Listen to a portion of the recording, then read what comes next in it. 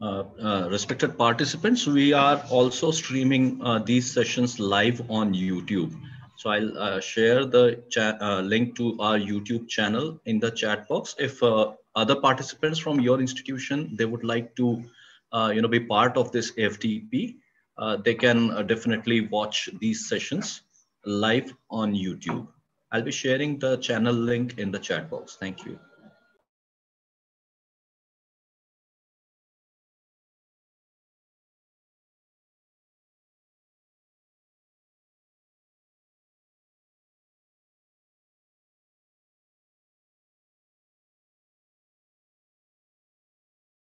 I would also like to inform that even the sessions for yesterday and day before, they are also available on the same YouTube channel.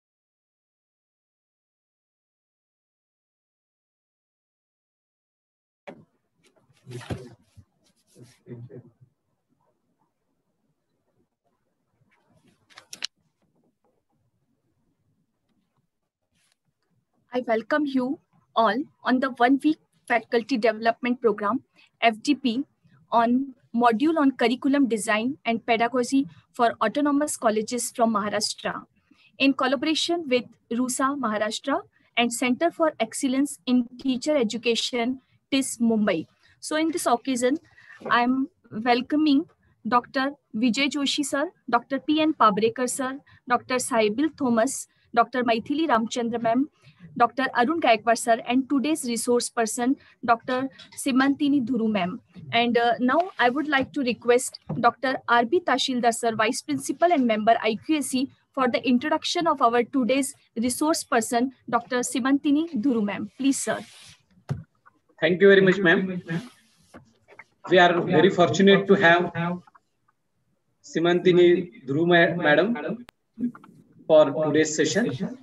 This is the third day, and we are entering into again a new world today. With our main theme, module on curriculum design and pedagogy for autonomous colleges. A different session is on today, and today's resource person, Simantini Dhuru madam, has been involved in various human rights and environment movements as a media activist since 1986. She has made several documentary films which have won both national and international acclaim. Many of these are films centered around environment, education, and justice. She is the director of AVA Abacus Project, a unique initiative in the field of education, reaching out to 900 municipal schools in Mumbai, as well as ashram schools in Shahapur project spread across 5 blocks. She has been invited to contribute to processes and policies at national and state level. There are many to her credit. I will mention a few here. From 2005 to 2008, she has been consultant member to the National Center for Educational Research and Training for Environment Sciences and Health and Physical Hygiene. She is also a member of National Executive Committee for Sarva Shiksha Abhiyan. She was chairperson of the Environment Science Syllabus, Maharashtra State Center for Educational Research and Training from 2010 to 2012. From 2012 to 2014, she was member steering committee for revision of Diploma in Teacher Education, Maharashtra State Center for Educational Research and Training. And from 2013 onwards, she is visiting faculty for Masters in Elementary Education at the Tata Institute of Social Sciences, Mumbai. I think we can. She has also contributed in the development of Master's program and teacher development in Pedagogy of Social Science for TISS from 2019 onwards. She is also a founding member and national executive of All India Forum for Right to Education. She is deeply involved in struggles for reappealing the Right to Education Act 2009 to bring in legislation based on the equitable framework through legal recourse, educational endeavors, and filmmaking. She continuously writes on the issue of justice, society, and education in Marathi and English languages. We welcome you, ma'am. Thank you very much. Yes, thank you very much. Thank you, sir. So now I'm requesting resource person of today's program, Dr. Simantini Duru ma'am, Director Avehi Abacus Mumbai, for her title topic on the contemporary Indian society. Please, ma'am. Yeah. So thank you everybody for having me, and I look forward to an engaging, exciting session here with all of you. I just need to make a correction, not a small correction, a very big correction. I don't have PhD. I am not a doctor of any kind.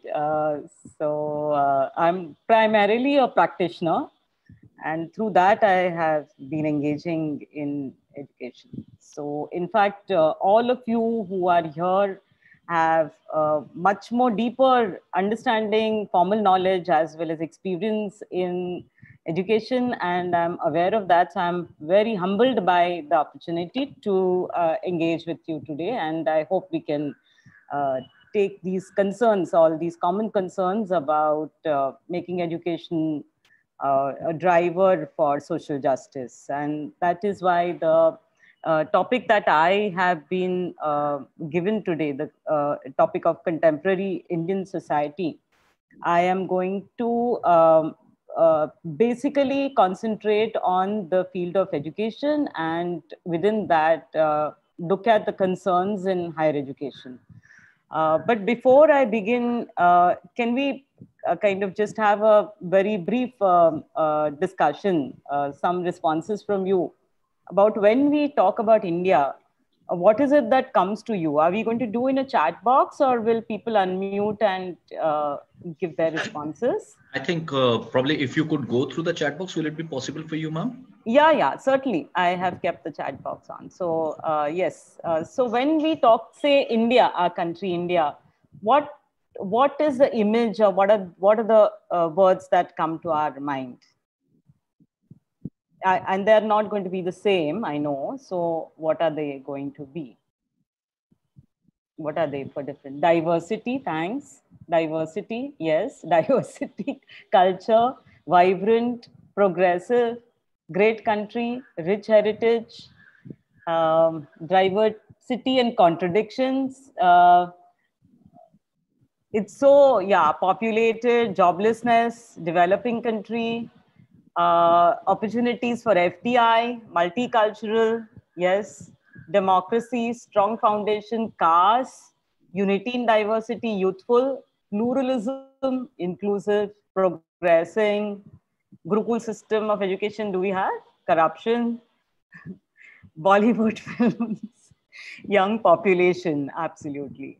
Yes, scarcity of resources, regional languages, multilingual nation, universality in diversity, I suppose, freedom of speech, rich in languages, many religions, largest amongst emerging middle class, more politics than education. Okay. Well, I think these are very, very pertinent, and most of them are, I mean, you cannot say that any of them are wrong or right, and many of them overlap with each other. So thanks a lot for your interventions. And I suppose one can get into, yeah, great informal skill educational heritage. Yes, very much. So I do tend to agree with most of these. And the thing is that because we are a country, any society is never in status. Every society changes. So what you have said here is definitely true of our country. If not today, it was so yesterday, or it will hopefully be so tomorrow. You know, those traits, those characteristics. And so, but many of you have also pointed out that one thing that we are diverse, and the other thing is that you've used different words to talk about that trait, but that we also are not equal. And I think education is one of the driving force towards the object of equality. And education, the vision of education that we have today, or rather the constitutional vision itself, when we talk about contemporary Indian society, given the time that we have today, it's not possible to be exhaustive. And so, as I said earlier, I will engage with you on the issues that concern us all about entry of the masses, the most of the people in our country, and those that are most disadvantages, both socially and economically, either because of historic reasons or because of the current policies that our country has followed, and see in terms of our interventions through this program, our thinking through this program, what is it that we are going to be able to address of these challenges. So as far as the role of education is concerned in any society, the role of education is primary in terms of either knowledge, either keeping the status quo as it is, or in terms of dynamically changing society towards more humanitarian justice principles. And our constitution envisaged the role of education as a fundamental right in Article 45. I don't need to state the obvious. All of you know about that. While when the Right to Education Act that came into being in 2009, based on the constitutional amendment of 2002, actually curtailed the age group from 0 to 6, kept that age group aside. And only from 6 to 14, we have guaranteed fundamental right to education. But this constitutional vision itself did not come from a vacuum. It came from 2 centuries of struggle against colonial rule, against a rule that was essentially exploitative and also kept us in bondage as a people of a certain geography, of culture. And so the thing is that while India is a vast country, it is diverse in the way you all have described. It faces a lot of challenges. And as many of you have described, it's also one of the biggest things that we are here today talking about education of young people is because of the nature of our country. As far as the demographics of our country is concerned, we are the youngest nation in the world today. The largest number of people, about 25% of our people, in fact, belong to the age group that is the age group that concerns us, the age group that comes to higher education. And also the productive population, roughly about 56 or more than that percent of people are the ones in the productive age group. And that is the reason why we need to look at the issues that concern with education. And we all know that when we talk about education, we assume it to be built on the premises that our constitution is built on, And besides that, that it should be empowering, and that it should be just, and that should be equal. But besides that, it also is to be seen as a continuum. You cannot look at education in small packages. For it to be meaningful, for it to be empowering, for it to be equal, for it to be both individually, personally, as well as socially benefiting, it needs to be seen in holistic terms, right from pre-primary education to higher education. We also need to see various elements of education, whether they be in content pedagogy, whether they be in the way the education access is available, whether they be in terms of within the access, whether there are any layers of discrimination.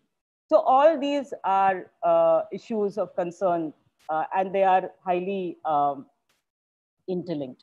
So what I am going to do is to try and organize our discussion with help of resources, some of the resources that probably have hopefully been shared with you previously, the ones that I am relying on today.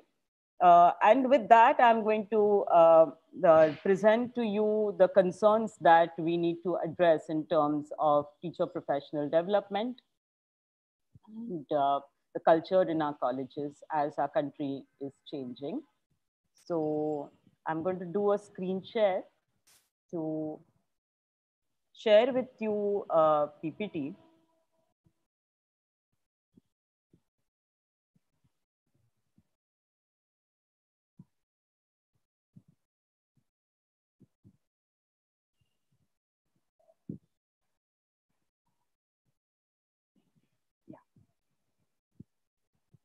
So I'm going to start at the beginning, and no better than Dr. Ambedkar, who was the chairperson of our committee that drafted the constitution, would know the travails that involve in getting education despite all odds. And this is, we are talking about almost a century back, the time that he lived in. And so nobody better would understand the value of the power of education. And so, as you can see, these slides are fairly self-explanatory in the beginning, is that they emphasize that he kind of played a thrust on education because of the strengthening of democracy. For a democratic polity, we all know that you need an informed and engaged public. And the tools of modern education need to be available. Tools of knowledge need to be available to all in equal way, but at the same time, not in a mechanically equal way, in a contextual way. I think we know all these things, but it is useful to open them out as well. So social transformation and the ideals of liberty, equality, and fraternity are the milestones, are the actually foundational stones of what we are all struggling to achieve in our daily work. That is the constitutional vision. And so Ambedkar's own experiences and his influences, particularly the influence of John Dewey, who himself was a product of a certain social change that was happening through the progressive movement. We all know about the way the Industrial Revolution happened in the West, and the oppression of the people who were earlier in chattels and farms of feudal lords, brought to the cities to labor in the factories. And just as in the farms earlier, women and men and children worked, culturally, in terms of the societal values, there was no hindrance on children also being involved. So it is after the seeing the impact of oppression on the largest number of people, as well as seeing the changing structure of society, from joint family to nuclear family, from rural to urban families, and within the nuclear families, in the middle class, a certain amount of leisure, ability to look at, and the leisure to look at, the time to look at children as their own beings, as individual beings, rather than bead strung in larger purpose of society. From there, also from the spread of education, spread of formal education, both from the liberal values, from emanating from the French Revolution in particular, as well as from the changing technological needs of society. You had the progressive movement, and within education and in the larger kind of philosophy of progressivism, John Dewey, we know, is the foremost. So Ambedkar was influenced by him. And so education in that sense was the key in the driving force in this kind of a enlightening manner, where for Dewey, education was not merely taking children to schools and giving them the, what the foundational learning abilities of learning was, or be cogs in the wheel, but to be reflective, to be able to process what was there in the content of education, in the processes of education, to make sense for themselves, to become independent thinkers. So with that, our country also received similar kind of vision. And I'm not saying it's only from one person. We all know it's that. It's not that. I'm just kind of drawing broader references that Dr. Ambedkar felt were key to his own makeup. And in our country, with this ideal, after independence, while the Right to Education Act took a long time to be formulated, and it is still incomplete in the sense of the larger constitutional goal, we certainly have been changing in terms of what our aims of total achievement in education are. Simply looking at the literacy rates, one can see, I'm just taking the last two census figures, there is substantial change. There is a change of almost 10%, and that is a substantial change. So you can see that despite that, there is much to be done. 73% is not something that we should be proud of. There is that 25% that is still that still needs to be reached out to, and that is a massive number as far as our country is concerned. But within that, you see the historically disadvantaged, marginalized groups. They're still lagging behind even within that. So if you see the comparative figures of within the population that does not belong to the scheduled caste and scheduled tribes, as against the scheduled caste and scheduled tribes, I'm not repeating the numbers because you can see the figures here, and I will share the PPT later on with you.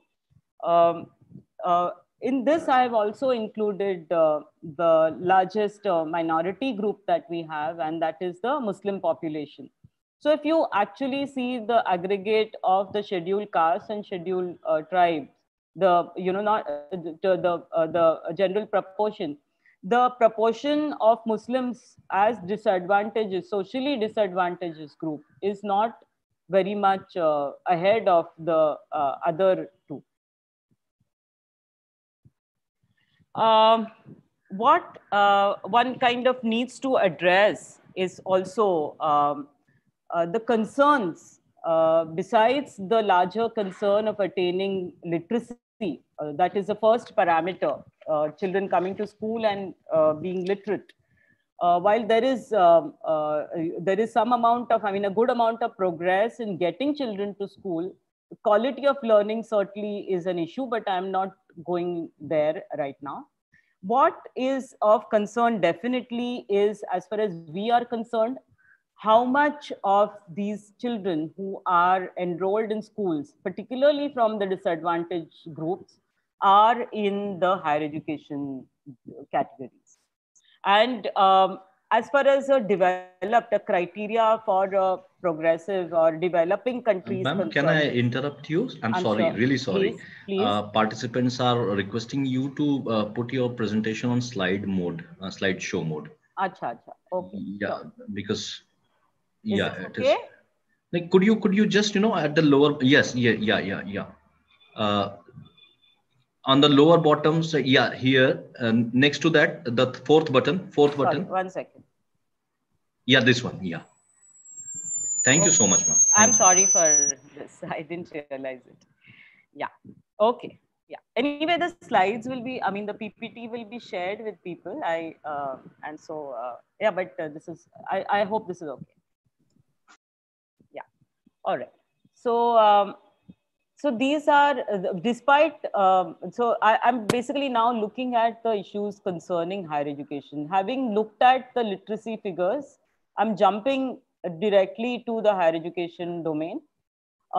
Basically, for us to understand that mere enrollment of children doesn't necessarily ensure there is retention. There is stagnation of children, and children do not actually complete schooling. It's only after children complete schooling do they get to their junior college and then come to higher education. And so, the for any country that can be called at least on the path of stable progress, it is said that you need about 30%, minimum 30. The critical kind of mark is that you need about 30% of people in your country enrolled in higher education. I'm just talking about enrollment here. But the gross enrollment ratios in our country as of now are just about 27% or so. And 30% or 40% ideally should be at least the critical mark. That is one of the main concerns that we have. Besides that, we also know that people who are from the disadvantaged communities, the earlier table that I shared with you, are certainly coming to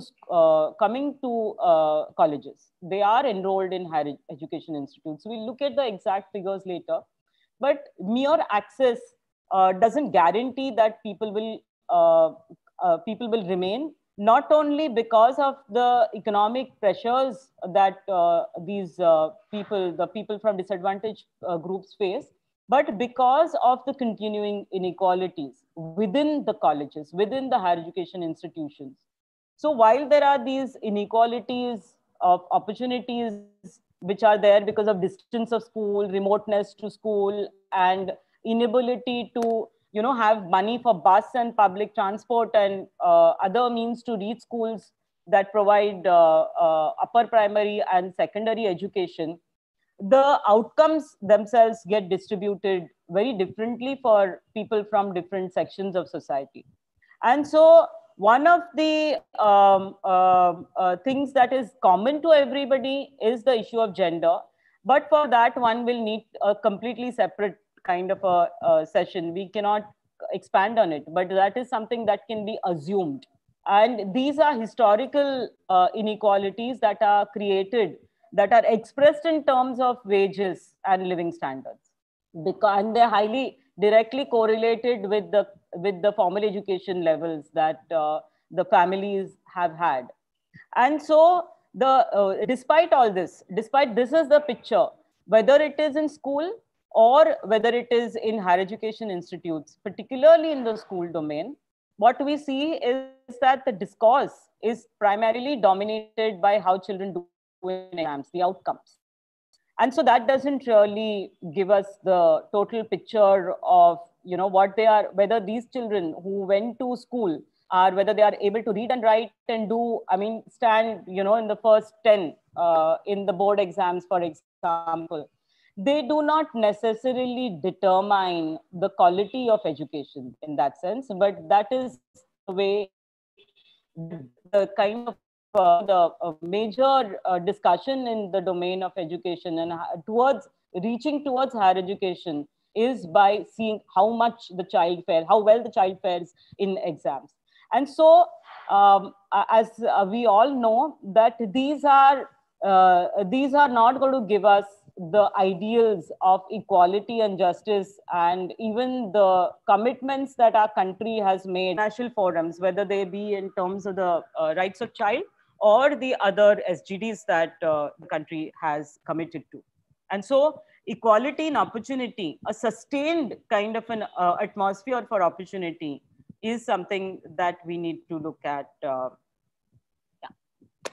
And so it needs to be acknowledged that one has to at least contend with the truth that one has to agree that we have social discrimination in our society, and it is reflected in every domain of our life, and so thus in education as well.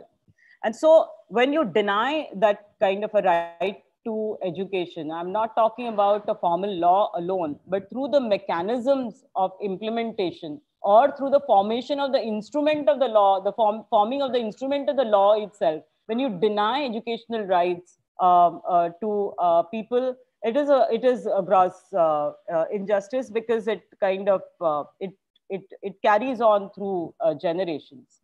So I'm not going into rhetoric here. All these slides are going to be available for you. What Dr. Ambedkar said, what is the vision of democracy? I've already talked about it. Let's get to the meat of the problem, really. I'm referring to important research study by Risha Sabarwal and Malish, which was done across 6 different states. Bihar, Delhi, Karnataka, Kerala, Maharashtra, and Uttar Pradesh, about when students, young people come to higher education institutes,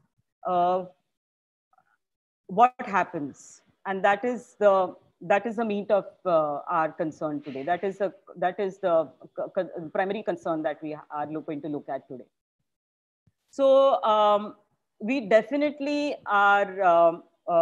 Definitely are somewhere near reaching the proportion of population and the proportion of percentage of people enrolled from that particular section of society in higher education. So if you look at the second last sentence from here, the 2016 one finds that the composition of the NSSO figures tell us that 6% of scheduled tribes, 15% of scheduled castes, 42% of other backward castes, and 38% of higher castes are enrolled in higher education institutes. What it tells us is that while Adivasis are about 8.5% and Dalits are about 15.5%, OBC is more than 65%. We are still lagging behind in the relational proportion, but at least there is some amount of parity that is there. So the picture that you see in schools where a large number of children drop out even before they reach class 8, despite all that, children from the youth from the disadvantaged communities is definitely coming to universities, and the composition of the universities, which was largely homogeneous, primarily belonging to castes and class and religions and regions and languages that are historically, in that sense, in a better placed position, is changing gradually. Rural people are coming more and more to universities, campuses, colleges. Earlier, it was primarily boys from boys from rural areas. Now that picture is changing. Girls are also coming. So all these things are certainly looking up. And there are different reasons behind that. There is definitely the greater push and the enactment of the law of right to education, committed financing, although it's like awfully less than what it ought to be, but a certain amount of commitment to finances for school education at least. Things like midday meal programs and different kind of options, not just public, but also the proliferation of private enterprise in education. So diverse kind of factors, different kind of factors have led to more people from different sections of society coming to higher education institutions. And certainly the constitutional vision, the affirmative action, reservation policy for disadvantaged groups, scholarships for girls, boys from SC/ST communities, these certainly have also helped. And so this is a picture that we see today by and large in our country. Despite that, the study shows us something that is really worth thinking about for us, something that we can do in immediate terms as well as in long term, both through our, as soon as we go back to our colleges to open our minds and eyes, but also in the curricular design planning and in the planning at the national level itself, is that this study basically looks at the issue of caste and tribal. So the identities of SC/ST students, they become impediments, a kind of a block in dealing with negotiating the atmosphere in college. So these are some of the experiences that the study brings, is that while students are there in the classrooms and there is no physical segregation, that kind of a treatment is definitely not there anywhere. But at the same time, the attention that the student should be getting and the positive kind of affirmation of acknowledgement of the presence in the classroom, a kind of a reassurance from the teacher, is something that the students report that they do not get. So they tend to kind of be ignored. They also feel that they actually need more support coming from families that do not have the cultural capital that is required in modern education systems. And so they come with that problem, and that problem in fact becomes as if it's their own fault. And so because of this, they feel that the kind of extra guidance that they may want from the teachers, a reassurance that they will need from the teachers, they miss out on that, as the study shows. This is the issue. There's also the correlation analysis of survey question. I just took this as a sample to kind of support this. In the scheduled caste students felt that, to the question that they felt that whether asked whether I receive adequate academic support compared to rest of the students, the SC students felt the lack of it, while the higher caste felt that they had sufficient kind of academic support. And I would interpret it not only in terms of the responses by the students, but also the the mindset which prevents the children, the students from disadvantaged sections to be confident to seek that support. And so the silence often can be interpreted as disinterest on behalf of the children, whereas higher caste students who possess the wherewithal of expressing themselves both verbally as well as in writing, or are able to express themselves through sheer, the body language in the classroom, the confidence that that a person brings to herself, is something that the students from socioeconomically disadvantaged families lack. And so it could be another reason. Besides, this perception could have many layers in that sense.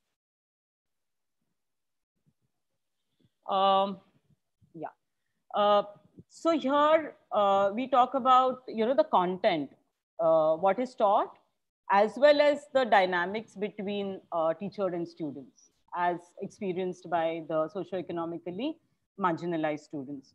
So this is something that doesn't need to be kind of, it's not a matter of conjuncture. This can be a simple analysis of the content that is selected for teaching, be it in school level, be it at school level or at higher educational level, is that because historically the socially advantageous groups have contributed to creation of knowledge itself, there is a certain kind of a familiarity, and the expression of that, that kind of repository of knowledge represents a certain sections of society.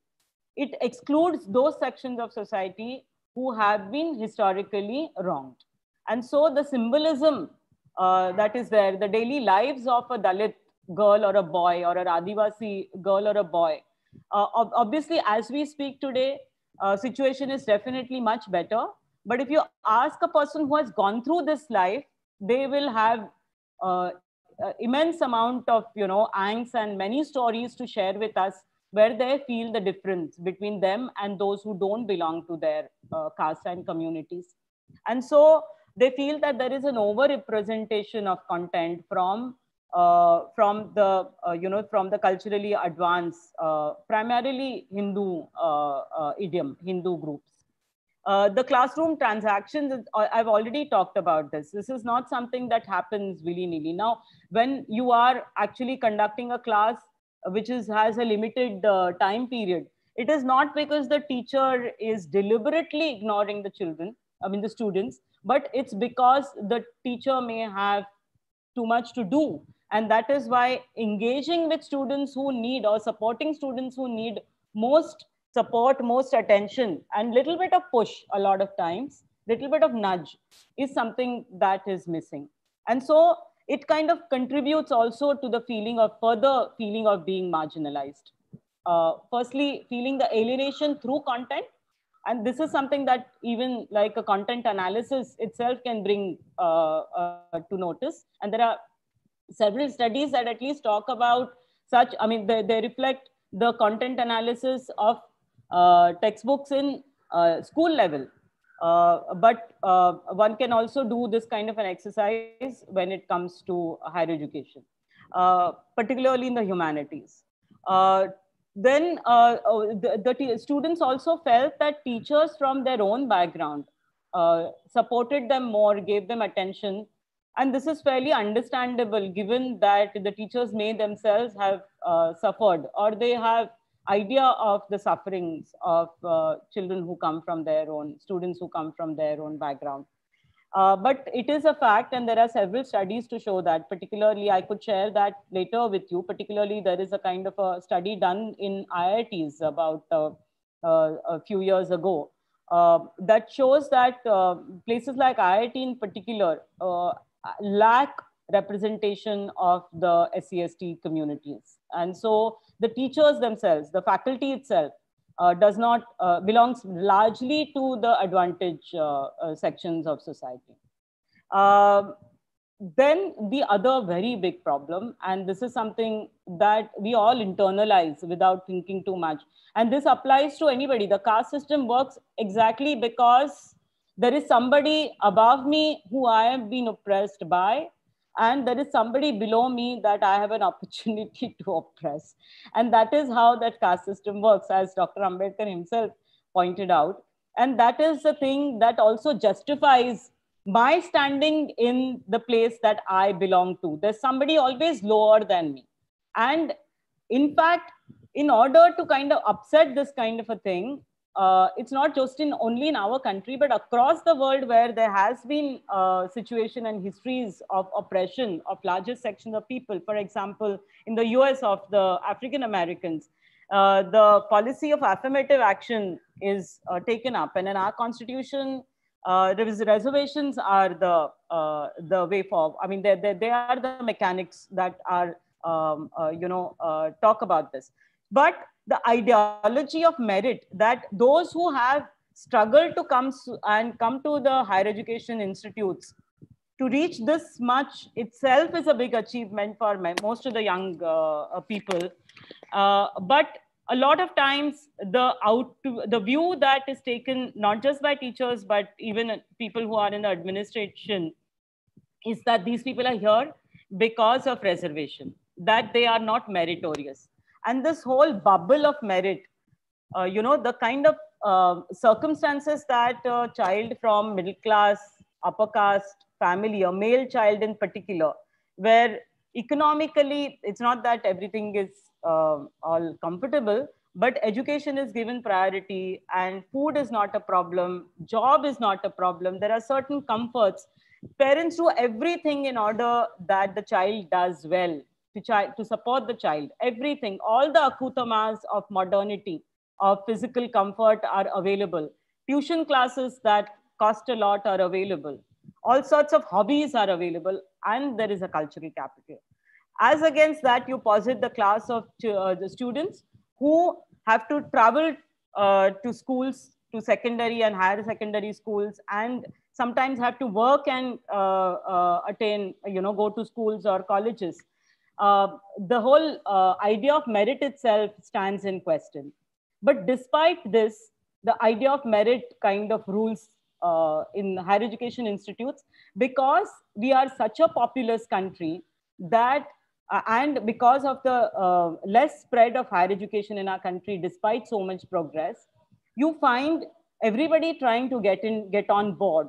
And so those who have good marks in their board exams, for example, say like above 85 and 90%, and they don't get the coveted seats and colleges, they always hold the grudge against those who are eligible for reservation. And so you just have to see the logic of it. If you see that there are 15% of Dalits in our, more than 15 actually, SCs in our country, 8.5% of STs in our country, the reservation is much less than, almost 1% less than what the percentage of population is. So nobody is taking away from anybody. What is ensured is that people from those communities at least should get the right of their pie, the share of their pie. But we don't see reservations in that lens. And that is why, the kind of the suffering of the higher caste by not getting the best of the colleges is always blamed on those who belong to these kind of a thing. And a lot of things don't need to be said. They can be unsaid, or they can be in just, joking about. And so the impression that is given is that because of people who enter through reservation, the quality of education suffers.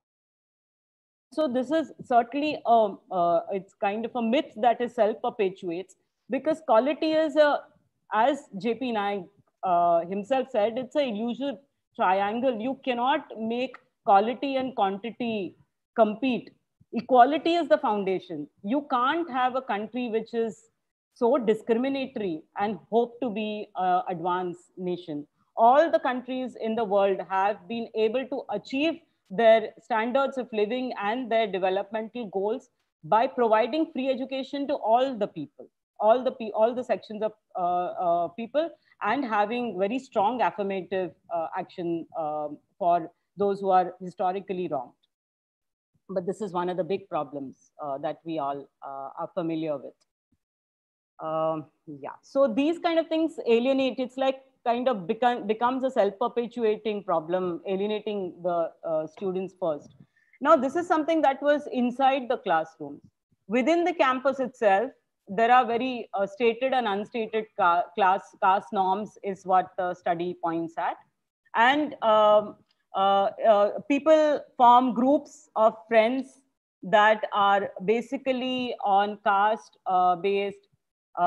It's not just caste. I would just interject by saying here that it is also to do with proficiency in a certain way of speaking a language, usually English in cities, but a kind of Marathi that is spoken also in certain colleges like Pune, for example, or Nashik, for example. And we make fun of those who don't speak that pure Marathi like Bombay, Pune people, or the Pramanit Bhasha that is spoken. So language becomes one of the barriers. And these stereotypes that are formed actually make people live in ghettos. And so groups of people based on their caste identities or regional identities and linguistic identities, which are often tied to caste and class, get formed. And so the students from SC/ST categories have also noted in the study that the upper caste peers do not like to make friends with those who are not like them. And this is something that we carry on from our upbringing as children. It doesn't happen only as you suddenly come to higher education institutes. There is, I would also say, all of us have gone through these systems, and I would also say, observed, and now kind of being able to look at it from a distance, is that there is peer pressure. Somebody from the group might feel that, yes, we should not do it, and I should be friends with so on and so forth. But it doesn't happen. There's peer pressure, and there is that peer pressure kind of makes people of similar backgrounds cling together and then ignore others. In the extracurricular activities also, certain kinds of programs take place, certain kind of, poetry or dance. And so there is an alienation even on that platform. And these are the places outside the classroom. If you are doing college gatherings, for example, or sports, for example, there is a facility, a very natural kind of an environment where students can make friends with each other, beyond the formal relationships, where you can make friendships. But even these are bound by your caste and identity issues. This kind of a idea that exclusivity, people belonging to the same caste composition or same regional composition, becomes like as if it's some sort of a trademark to be carried, a virtue to be carried. And all this kind of a permeating atmosphere pushes the students who are already fairly come with a kind of a minority, come with a kind of a complex about themselves, to kind of be more silenced and not participate. There is another very big thing in our country, and this is something to do with our linked directly with democracy, the kind of reflection of the democracy that we are. Firstly, increasingly over last 2 decades or so, one sees that either student unions are not allowed at all in many colleges, and this may be experienced much more now than it was. But where they are, union politics is done on caste and religious base or language base oftentimes. And that is one of the things where identities are asserted once more, rather than, and this is something that we all as adults ruminate about, the way voting in election takes place. It's all caste based, but we start from the beginning in colleges itself. And so this kind of a thing becomes, becomes a kind of a two-way sword. Is that caste becomes also something that pays you back by lobbying within your own caste or similar caste composition, and so that becomes very, very kind of a problematic issue in that sense. But in fact, as far as democracy is concerned, student union elections can be the best phases to reform our electoral system, to reform our democracy itself. A lot of you talked about corruption, violence, and you see that there is all that in student union elections as well. And so the leadership skills or civic mindedness, these are the virtues that we teach our students. But you see violation of those virtues and celebration of that violation oftentimes in the student union elections. And all this is a lot of times tied with the kind of resources and support that students bring to the table, which often, I'm not making a generalizations, I'm only relying on the study, but of course there would be situations where even SC/ST students can muster economic support, but that is the way it is. I can also share with you other insights where you can see that you may be an SC or SC student, but you are propped up by a group that represents a certain political ideology, which is not supporting the cause of SC/ST. So that also can happen. So these are the kind of complex kind of issues that are there. because of the acknowledgement of the fact that there is, there is violence by students against violence, ragging and things like that, which is nothing only to do with caste. It is to do with power, but caste or religion or gender is a reflection of how that power comes about in real life. And so in acknowledging that we have equal opportunity cells and, anti-ragging laws and things like that, but one feels that the students themselves express that these kind of mechanisms are either weak or they do not exist. They're just simply on papers. And a lot of times if students sought help from these places, they were kind of shunned down and said that don't create trouble. So these are the kind of ideas, these are kind of experiences that students brought in this study. And so, this larger atmosphere outside the classroom kind of closes the circle completely. A lot of times, in fact, the IIT study, I will show it to, I'll share it with you later, is that it also talks about the dropout of students from the coveted places like IIT and medicine, from SC/ST backgrounds. And then people blame them saying that, oh, you took that place, I could have used it type of, narrative. Somebody who got like 95% but could not get into the best of the best colleges. And so that student might feel that that's my place that was stolen away from me. But the things that I just discussed that the study brings out are the things that are reasons a lot of times for dropout of students from campuses.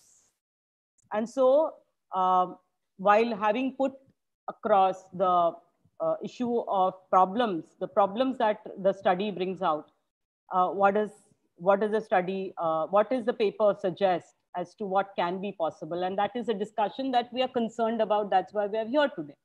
And so the need for civic learning approach is something that has been tried out in some of the countries, particularly in the US, in the case of the African American and the Mexican and Latin American students.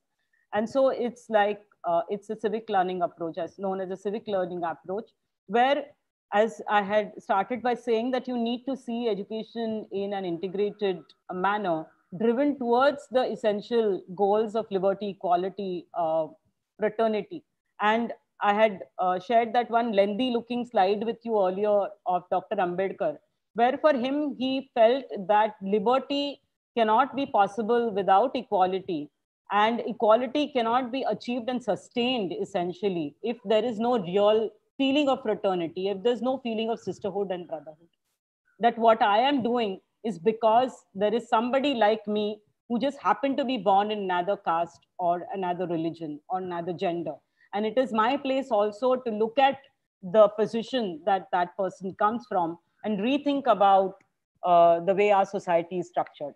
So these structural kind of issues in society need to be seen with the lens of affect, with the lens of feeling. Not just paying lip service, but actually engaging. And so I did kind of mention some of the instruments that are there, the equal opportunity cell and the counseling cells and, anti-ragging laws and stuff like that, but which are largely ineffective. That is just a band-aid on the things. It's not enough. We need to start at the beginning. Firstly, we need to improve this is not the matter of the study, but from the experience that I bring in here, because I work mainly in the school education domain, and the experience tells me that you have to make our school education system itself a genuinely universally equitable education. When you have that, you will have more people from all sections of society coming to higher education. And so this imbalance that one sees, the power imbalance, will not go away, but certainly will reduce, and people will be able to negotiate with more agency in that sense.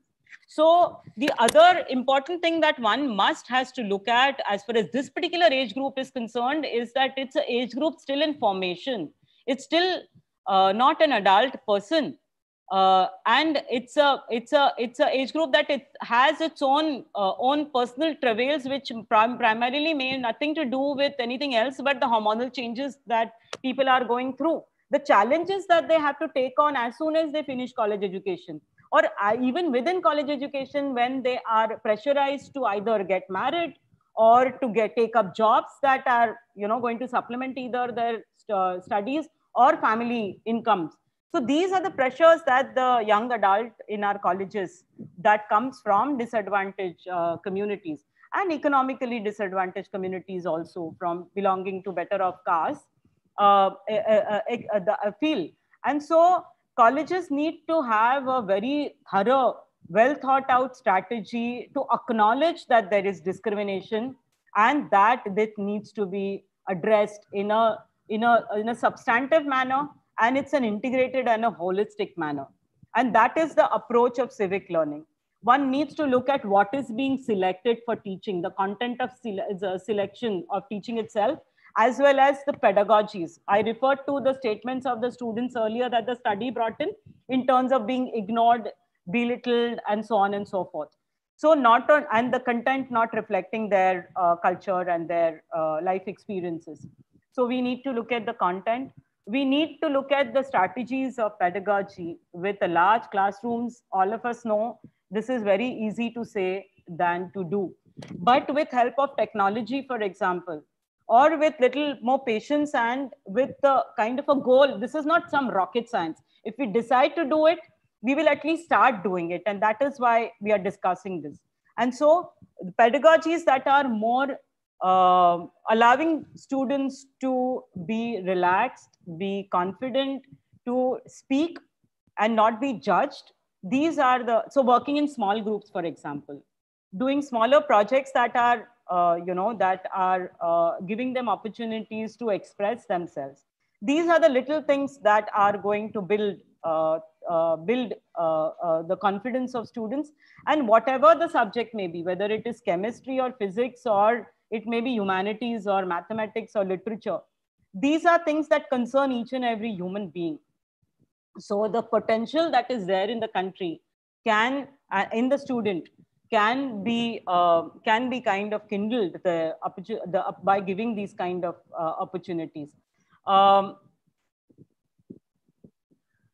Because it's through these kind of mechanisms that students, if they express themselves in ways of discussing and putting their ideas forward, you also are hoping for accepting different opinions, understanding, recognizing that there are conflicts. It's only that you are going to go ahead and hope that there'll be some, agreement to address issues in a non-violent, discursive manner. What is the problem today is that there is fragmented nature. And so you need to kind of foreground these values through foundation courses, particularly for streams that are non-humanity streams. It's easier to bring in this content, and it is present to some extent. It needs to be reviewed nevertheless. And definitely the pedagogical practices need to undergo a great change. But the foundation courses, particularly for all sorts of streams of knowledge, are important, where they talk about the nature of society that we are, the position of education within, and all the issues that we are discussing particularly in this session. So only when you identify, you acknowledge these issues, both in theoretical terms with help of validated information, as well as by strategies that are touching the affective domain, can you look at a foundation course that will do justice to this kind of an idea. And of course, pedagogy, where you look at those who are not speaking first, those who are silent first. What is it that they can bring? What are their perspectives?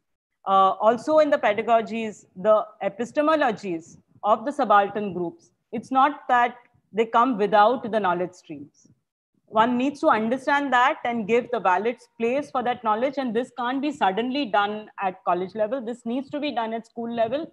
There are efforts, substantial efforts that were being made, particularly through the National Curriculum Framework of 2005. And that's why many changes, including Maharashtra and the State Curriculum Framework of school education happened in 2012, for example.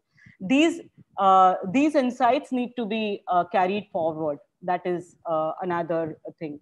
Those who belong to better off sections of society, one needs to also give them the opportunity to reflect. And nobody is born insensitive. And so to trust that there can be change if there is a initiation of dialogue to change towards sensitivity, one can look at these possibilities. These are the things that I talked about in light of the study by Nisha Sabarwal and Malish that was done for Center for Policy Research Education Wing. But I also wanted to talk about another problem, because again, as far as our society is concerned, we have almost 14% of people who belong to the minority Muslim religious composition. And so we need to look at the policy response for education of Muslims. So here, just in a very brief manner, I want to bring these issues before we open our session for discussion and further work, is that there again, you know, just as you have your reservation policy that becomes a carrot and a stick, actually, for those in power to use against different groups at different times, both stick as well as a carrot for somebody. As far as the position of Muslims is concerned, the Muslims in terms of their educational levels are almost at the same level, more or less, as the SC/ST is taken together. You can see through the data.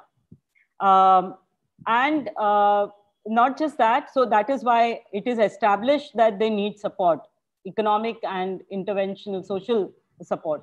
But there are policies that are very, very short-sighted and interventionist, looking at Muslims as a separate group. And this is a very, very big concern, is that when we look at the problems to do with scheduled caste and scheduled tribe people, we, at least while there is a grudge at some level, there is at least an acknowledgement of a historical wrong. But as far as the Muslims are concerned, Muslims are seen continuously as foreigners. While actually after Islam was founded, our subcontinent had Muslims that came from the south, and they were not people who disturbed anything. There has been history of violence. Certainly there has been. But now the people who are in the country of independent India, they are equal citizens like us.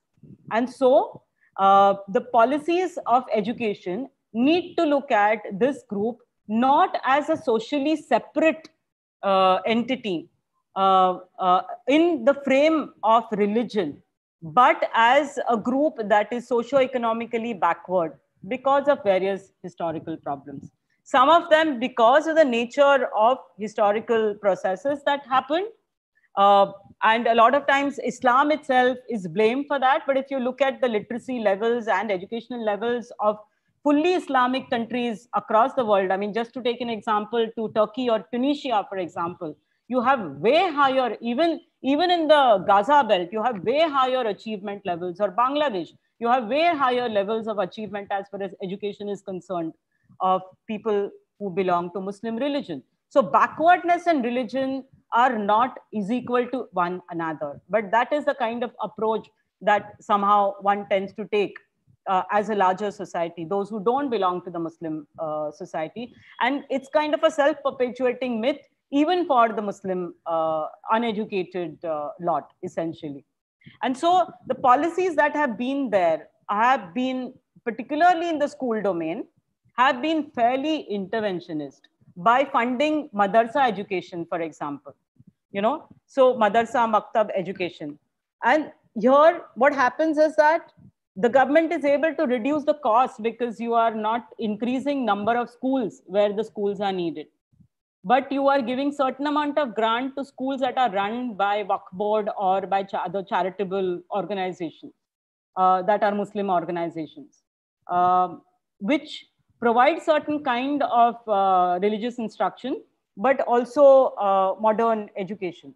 But the Sachar committee findings and later data also, DIAS data also shows us that if you look at the population of children who are enrolled in madrasas, only 4% of children went to madrasa, meaning Muslim schools, religious schools, while 66% of children went to government schools. And this is a reflection that we are seeing in our school domain, which is going to carry forward in the higher education domain. The DIET data in 10 years back itself shows us that, you had something like largest number of children, the lowest number of children, about 10%, less than 10%, went about enrolling themselves in the madrasa board schools, and mainly because these areas lacked government schools. The Sachar committee report, if any of you have seen it, also talks about lack of opening of schools and other infrastructural facilities in large Muslim ghettos. There are other approaches also that the government has taken, which are not essentially separatist in that sense, which are not that interventionist kind of approach, but identifying large Muslim populations in certain districts. And while identifying these approximately 88 concentration districts in the country, the allocation for supporting education in these districts itself is very meager. And within that meager allocation, you can see in terms of the the implementation of what programs for scholarships, let's say, for example, or giving cycles, for example. These are the kind of programs that are allowed, textbooks and so on and so forth. These are the funds that were utilized were just about not even 4%. And so that is a larger picture as far as all the children of that community is concerned. Then we look at the issue of gender. And even within that, like from gender is something that cuts across all the classes and castes, wherever we are in the social positioning. But as far as the Muslim girls are concerned, very few Muslim girls report coming to KGBVs, which is schools that are residential schools for girl students, primarily to ensure that girl students complete school education till 10th and 12th.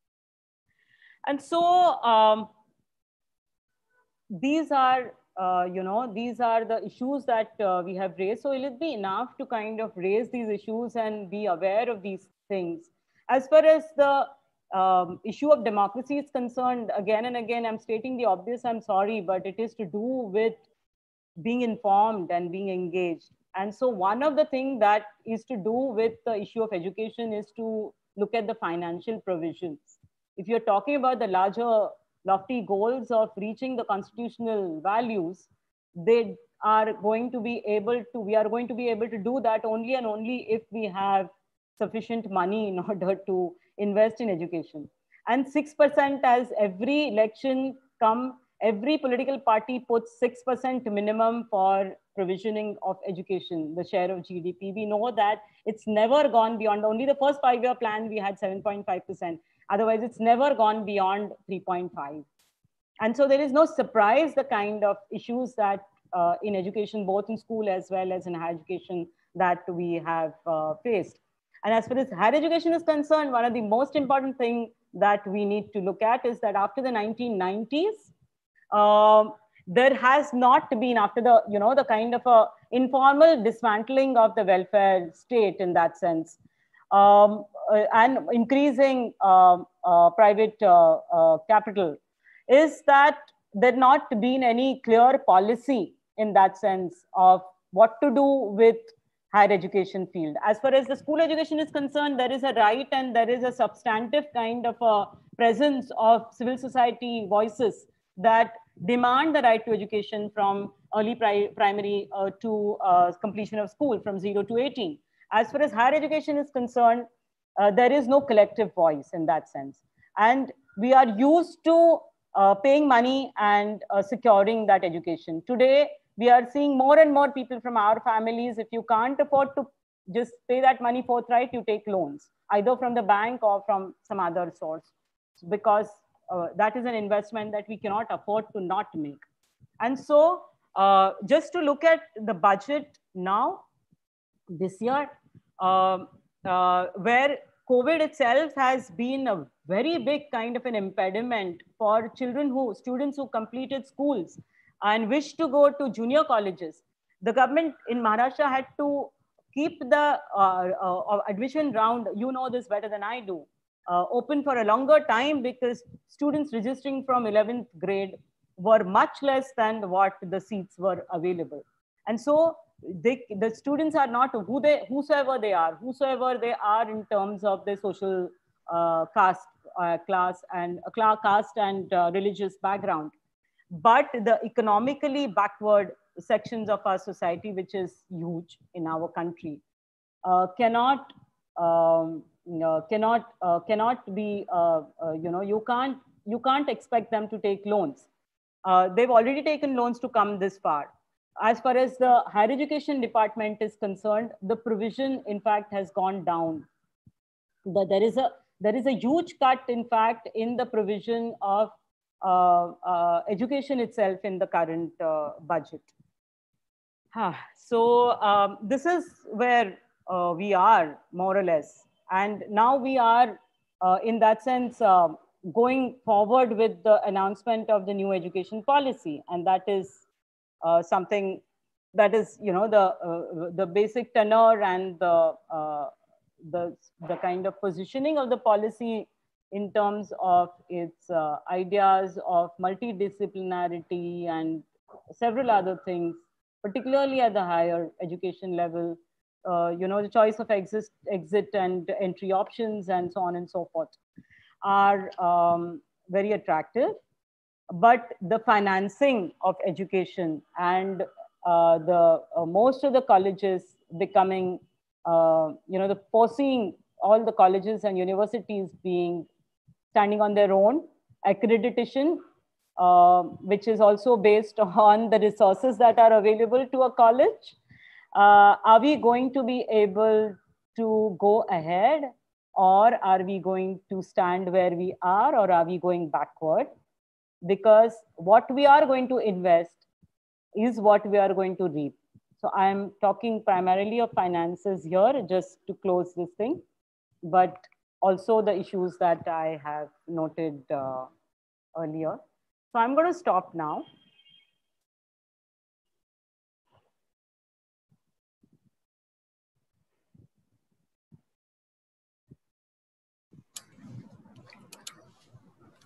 And hope, there are lots and lots of questions here. I'm requesting the moderator here to help me negotiate with this. Yes, we'll read out for you, ma'am. Yeah, and don't call me ma'am. I'm much less experienced by all of you than all of you. So please, please. Can we take some of the questions that are more generic in nature? Yeah, there are very few questions. There are very few questions. Right. I shall read them out for you. Right. So what I was hoping is that we could kind of, take the main issues that are flagged in the earlier sessions as well. Okay. And so that we don't simply kind of have a academic discussion. Yes. Yeah. So, ma'am, there is a question from Moitri Shah. Yeah. So it is regarding reservation. Though you talked about reservation. Yes. So whether she wants to know if that kind of discriminatory approach is leading to brain drain in our country. Can you please explain what it means, brain? Because I understood, yes. Yes, because, yes. But I already explained. I mean, are we going to justify that it's only, let's acknowledge that it's only because of the policy of the affirmative action that children who get less percentage, let's say 65%, or let's say an example, or 55%, are able to get into streams that are sought after, like engineering or management.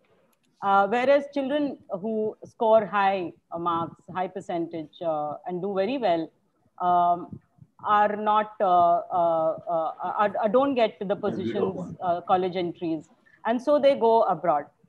The ones who go abroad are not the ones who finish their 10th standard.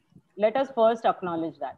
The ones who go abroad are the ones who are going to complete their education in public institutes, usually in your IITs and IIMs, whereas we don't send our children to public schools, but we want to send our children for engineering and medicine to public colleges.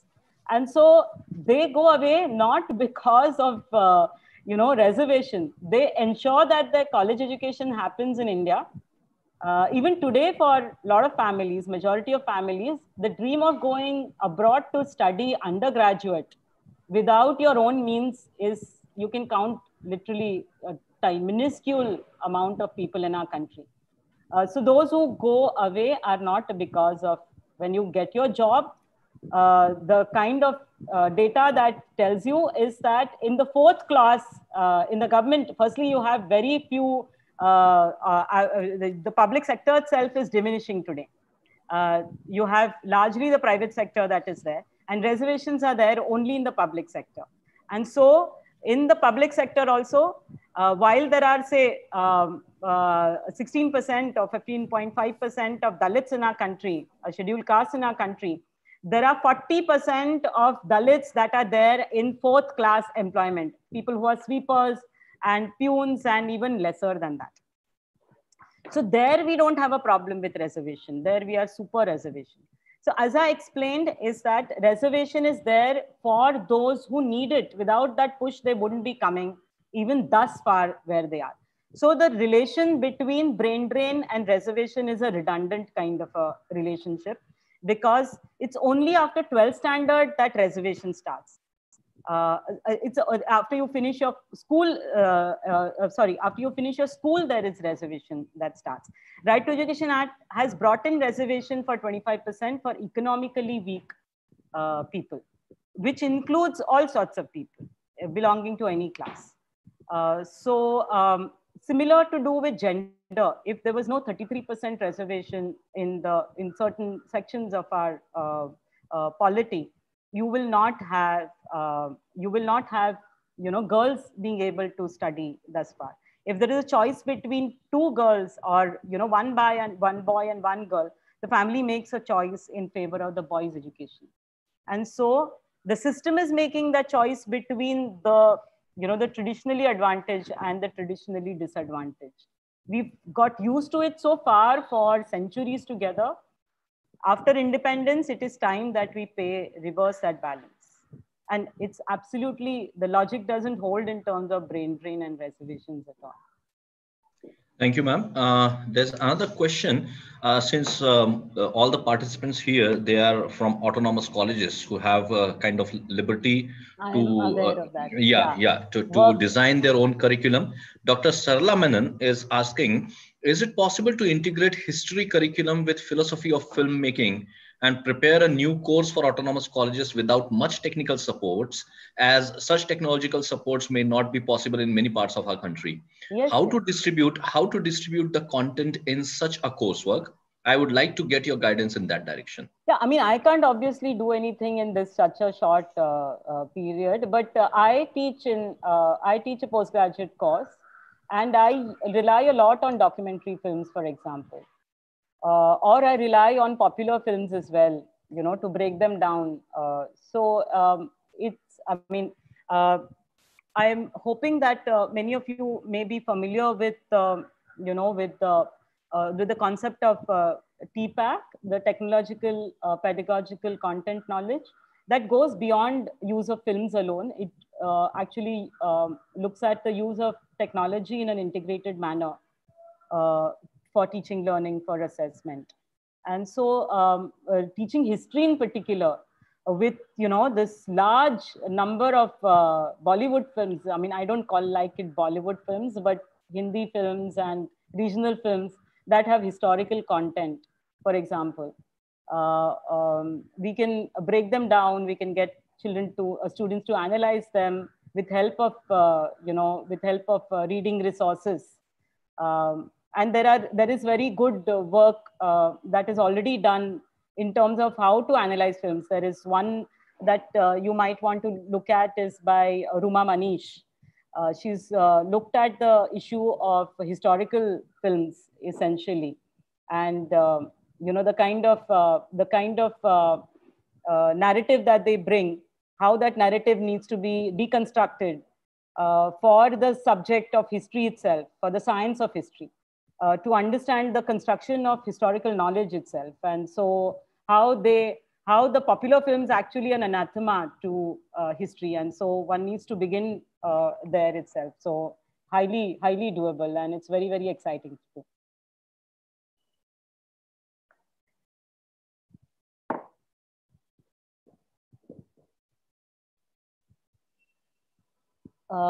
Second question, somebody, Subhash Shinde-ji is asking. So prior to that, there is one more question, ma'am, related to these heterogeneous groups. Yeah. Dr. Ishita Ghoshal wants to know if smaller classrooms with heterogeneous groups be considered as a solution, which will push everyone to come together and acknowledge each other as equals. Yeah, if the college has enough finances to have more teachers, or teachers are willing to work extra, so of course this is possible. And while I don't particularly, I'm not gung-ho about using technology in school education in the current kind of a frame, because the digital divide is there. But at least as far as your colleges are concerned, where students already are there, we can work a lot in distance mode as well, give them work to do earlier and bring it to the class, have them talk to each other in these kind of, the Zoom things, and then bring that knowledge to the classroom. And essentially heterogeneous, with the understanding of why we have to work like that. It will be a very good strategy. I think you already know, so I don't know why I should be answering that question. Yeah, there is this question from Dr. B.M. Konde. The trends and policies related to higher education are changing in and out. Institutions wish to opt for autonomy to raise their standards and quality of education. Quality education is going to be expensive naturally. Disadvantaged groups are going to be affected in due course. In such scenario, how do you look at the larger goal of attaining equity in the educational institutions? So that is why I agree with you that is happening, but I do not agree with the narrative of going to be. If we are talking about improving, as far as I understand, we are sitting here together because we want to be doing our work well. And what it means is that we want our students to do well. And so why do we want our students to do well? Because they have certain dreams and ideas and goals for their own lives. And those are social collective goals. Besides them being individual goals, they are essentially collective goals. We are bound by a certain kind of a framework that is rests on justice and equity.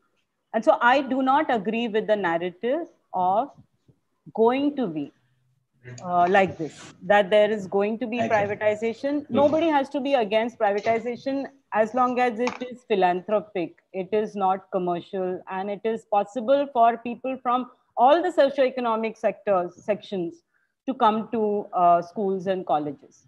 But given the fact that the private sector does not do that, it is the state's responsibility. And so the earlier policies that supported higher education made it affordable. I could study in a college, for example, because education was highly subsidized. Given that if my family had to take a loan, I may not have been able to do that. And this is a picture for, I think, many of us who are here. And so to think that this is going to be the situation, one has to stop and answer why. If the private enterprise is going to achieve the constitutional goals in a more immediate, in a manner that the constitution itself is envisioned, let's take them together. But if that is not the case, then we have to not take privatization and students students from economically or socially backward backgrounds not being able to come to higher education institutes as a given, because that harms the society I live in. That doesn't harm me personally on an everyday basis, frankly. But it definitely harms, if I have a child, the kind of society I am leaving for that child. And that is the concern that I think, the larger concern that is there.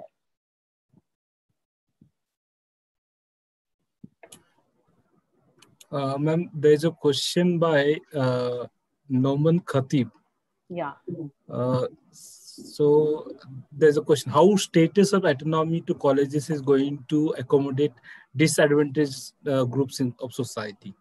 How status of giving conferring status of autonomy to colleges is going to help to accommodate disadvantaged groups of society? It will not, in my understanding, it will not be helping, because when you are an autonomous college, there are a lot of direct and hidden costs that everybody is not going to be able to afford. And so how will it help the disadvantaged? I'll just try to probably correlate this question with another question that Dr. Vinda Manjramkar has asked. Under autonomy, colleges are given freedom to hike fees. Yeah, exactly. Government wants to shed its responsibility of funding higher education institutions in coming years. What is your opinion? Probably this is what we can correlate. Otherwise, no, but I think ma'am has already given the answer. We all know that fees is only one of the things, no? Yes. There are other hidden costs, and fees is also the first thing. I mean, there are so many people who cannot even afford to pay the fees that are required to come to autonomous colleges, because the kind of activities and the kind of other demands, the academic demands of an autonomous college, in order to ensure that the accreditation remains and that it improves, means that there is more investment. If that investment is not made by the philanthropy that started that college, the management is going to expect it's called the user. The student is now the user. So that terminology is something that we are internalizing and not looking at education as a public good and as the constitutional responsibility, but as a commercial trade, which is what our country in 2004, in fact, signed on the World Trade Organization's Doha rounds to make higher education as a tradable commodity. So what we are seeing today are the fallout of that policy. And just as policies are made, policies can be changed. So I don't think we should take these. The reason why I think we are in this session is so that we reflect on what is there, be disturbed by that and want to do something, which cannot stop only at content and pedagogy, right? Yeah. Thank you, ma'am. As we are talking about NEP, we are progressing towards NEP 2020 now. And there is this question from Dr. Subhashji Shinde, who asks, education is put in concurrent list. Hence, most of the times, state governments and central government are loggerheads on various issues. Right. It was experienced during COVID-19 pandemic also, Maharashtra state and UGC. UGC was very, very much in favor of the conduct of examination. Now, do you think it would be proper to list the matter of education in state list with more financial allocation from the central government, so that every state government can design the education policies according to the needs of the respective states? No, in fact, if you study the finances of even just in, higher education is one thing that has been outside the provisioning by it always takes a backseat when provisioning for education happens in budget, both at central and the state level. Because right to education being a mandatory kind of a responsibility, of the government. Most of the money in education goes for school education up to 8th standard. And that also, what happens is that a lot of times it is tied to the state's capacity to use that money. A lot of the programming has to be done by the state by investing its own money. And every state in the country is not the same. For example, the amount of money Uttar Pradesh spends per child in implementing Right to Education Act is not exactly the same as, say, Himachal Pradesh or Maharashtra spend. Maharashtra also spends much less. But the thing is that when we are a federal society, federal country. And so you have to think about the entire nation. You cannot think only about one state. And so you have to ensure that all states have a certain kind of a parity. That is why the role of the state government, be it in the domain of school education or in the domain of higher education, is extremely critical till we have a certain minimum kind of an attainment of students from, from the largest marginalized sections of society entering higher education, completing higher education, and a generation of opportunities is there, and people are able to, it's only after higher education that knowledge gets created at the level. And so that experience is both empowering as well as it's essential in economic terms. Just you gave an example of COVID, and that is another thing that we need to look at, is that even the money that is allocated, the share of GST is to certain states is not given by the center yet. We see these news items in the newspapers every other day. And by not having the, the resources to spend, the state is impaired in its spending capacity, and the social sectors take the hit.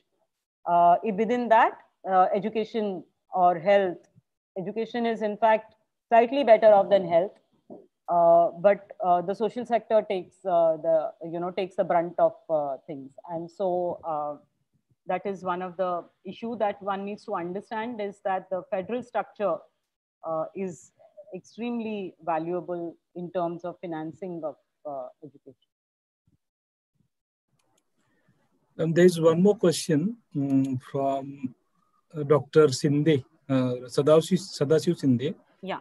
He wants to know how we can incorporate the socio-economic aspects while designing the curriculum of science subjects. Yeah. One is that, I mean, in terms of I don't know exactly the content of what is, I come from the humanities stream, but one needs to look at the, science, the evolution of science in historic terms, in philosophical terms, and question certain kind of givens that are there in science. And again, I'm saying the buildup of this has to start also at school level, because a lot of times when school curriculum gets structured, it's because of the demands of the higher education, knowledge that is supposed to be attained in higher education level. And so the givens of science in terms of, what is progress, just to take example of nuclear, the nuclear physics, teaching children nuclear physics, it has a very serious value dimension in terms of what happens with it. Just playing with the nuclear material, taking it out of the earth itself has immediate impact on those who work in the mines, who are citizens of our own country. There are generational defects that happen. Children being born in a way where they're paraplegic, or they're women who can't conceive children. We do not talk about these things in science. We do not talk about the value dimensions of science. I just gave you one example. Or you can talk about the issue of dams, where it applies in the curriculum. Or, the whole idea, the kind of trajectory of progress that we have borrowed from the West and have followed with great gusto before independence and after independence, needs to be reevaluated. And it is appropriate to do it at the level of higher education, where criticality can actually be seen alive. And so science education needs to have components that bring these value dimensions, particularly of application of science. Thank you, ma'am. There's this last question, I guess, from Dr. Urmila, Yeah. who asks, socio-economic background has been an ancient problem suppressing the lower caste, mainly Dalits, observed in every sphere of activities and occupation. Yeah. So do you observe any change with respect to this in NEP in this direction?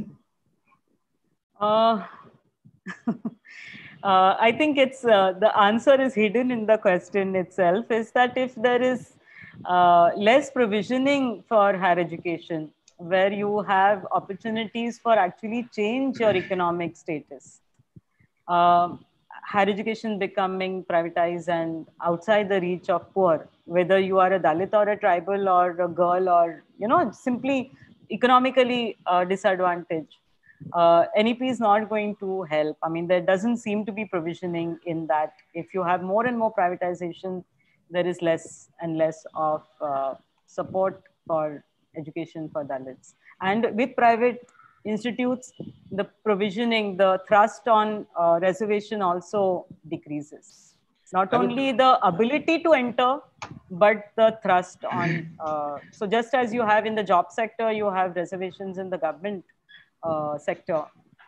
Except for Tamil Nadu, no other state has a progressive policy for reservation in private sector. That is the only state that has that policy. Since you have been talking about, this is my personal question, since you have been talking about, you know, that reduction of 6% budget in education sector, 2021. Minimum 6%, sir. Yeah. Do you think this is going to be temporary?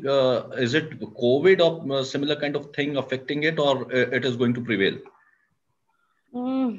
COVID has been, see, our economy anyway has not been doing well, even before COVID struck. And so the impact that the economy is facing is going to reflect on provisioning for social sector. Education, in fact, as far as school education is concerned, there'll be certain things that are mandatory, like, for example, midday meals.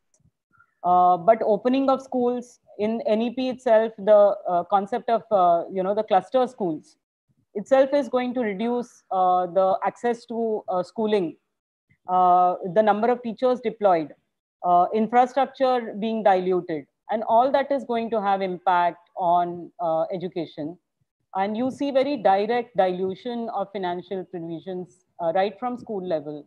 In the higher education sector, it's very clear that it is expressed in terms of more and more deemed universities and self-financing costs. Thank you very much, ma'am. Yeah, so we have those 3 exercises, I guess, that were shared in the earlier sessions as well. Yes. So if I may, we can hope to have those, with the help of the discussions that we have in this session, participants carry on and reflect on the ideas that were there and the exercises that will be very yes, it is very heartening to know that you'll stay back during this I may session. not stay back because see what we were earlier knew that it was 2 hours, so I have a commitment that I had made before the schedule happened. I would very much want to stay back, but if it's possible, I will come back. If Sybil, if you can just ping me or something like that. Yeah, so I'll shortly hand it over to Sybil, madam. But before that, I would like to inform all the participants that as like we had done yesterday, we'll today break up all the participants into 10 rooms. And again, that will be a random distribution. And I would like one of you to take the proactive action and lead the group. And then we will be sharing a Google Google Doc sheet with you, right? Google Doc with you. And you have to jot down the answers to 3 questions which have been put up in that Google Doc. And group wise, you have to do it. So you have to first identify your group 1, group 2, and group 10, so on. And then accordingly, group wise questions have been given in that Google Doc. So you can, with due discussion, you can jot down the answers to that question. For more, I guess I will request Oza madam to take over first, and then we'll go ahead with the next section. Yes. Thank you, ma'am. Thanks for your satisfactory answers to all the persons who participated here. And now I'm requesting to Dr. G.K. Sanab, sir, IQAC member, for giving the vote of thanks. Please, Dr. G.K. Sanab, sir.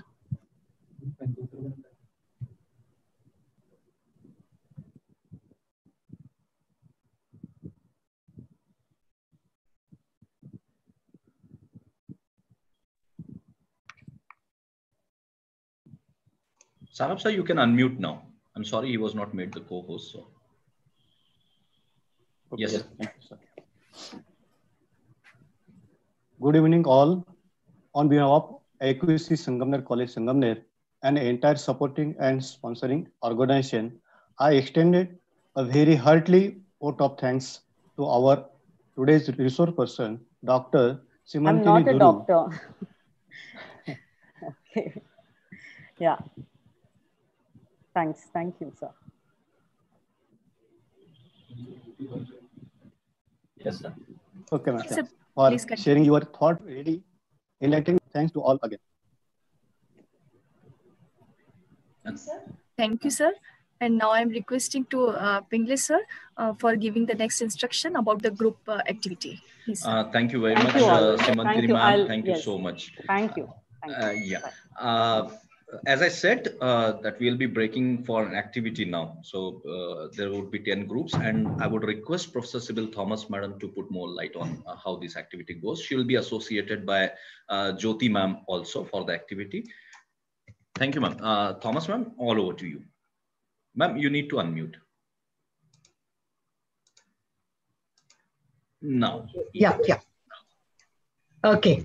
So a warm welcome back to the activity session, which we would be having shortly in a few minutes. But just thought I'll take a minute or so to tell you what we would like you to do during the activity session.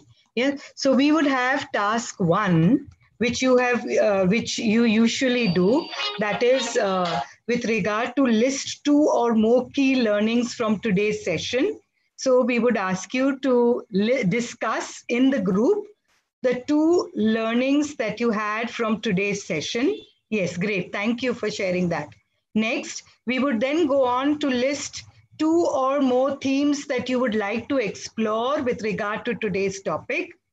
Third, we would go on to say what process was used for designing and developing the curriculum before in your institution, and now what are some thoughts that you have about the processes that you would apply for designing and developing curriculum at your institution.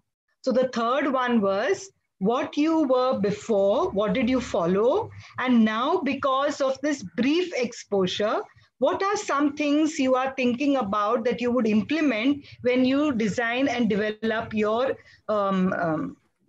curriculum at your institute? Now, if you can see in the screen, it is a Google Doc. So group 1 will, the questions are the same, but as you discuss, the link is be given to you. You will click on that and key in under your group. You may simultaneously see another group getting filled. You may see a third group getting filled. That should not worry you. You just keep filling that so that it is, concretely before you when we come back for our time of discussion. So again, the breakup rooms, you would get 20 minutes, Dr. Pingle, 20 to 25 minutes that you would have. That is, we are already now at 4:45. So maybe we can take 25 minutes and then come back. And like yesterday, we would share aloud with each other as to what were our thoughts before. And I'm sure Dr. Joshi and the others from the other sirs from RUSA would be happy to hear about some of these discussions at the end. Ma'am, can we make it 30 minutes, Sybil ma'am? Okay, we have enough sure. time, 4:45 right now. Okay. So participants will get enough time. And there's a word of caution. These are not the group numbers that we had actually made yesterday. So you should not be confused. Again, there will be a random distribution of the participants. So your group number may not be the same that you had yesterday. Don't put anything in the Google Doc link right now. wait for the distribution, and then only the group that you have been assigned, one of you can probably take the lead and jot it down in the Google Doc. Right, ma'am? Sibyl, ma'am? Yeah, yes, yes. So when you're starting, I think Pingle sir, then if supposing group 1, let somebody at least put their name on that, so nobody then starts typing in group 1, right? So Yeah. then they'll see some name there and they'll start typing in group 2. Yes. Okay. Yeah. So shall we now break into groups? Dear participants, yes. We are breaking into 10 groups now. You will be randomly assigned the groups. I would request one of the proactive member to become the leader and one more member to take this task of typing it down in the Google Doc. And we'll see you back again in 30 minutes, 4:48 right now. And the timer will be set for 30 minutes. Thank you so much. Thank you.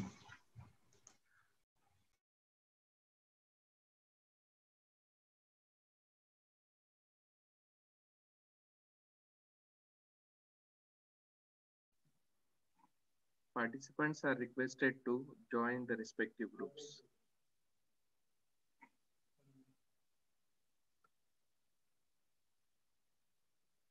All participants are requested to join the group. I put that.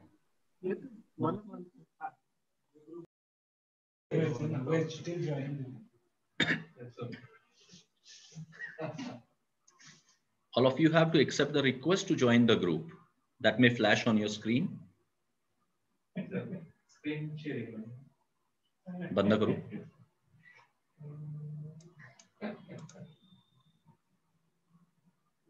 Team members, please identify your leader and start working on it. The Google Form link is available to you, and please verify it and start working.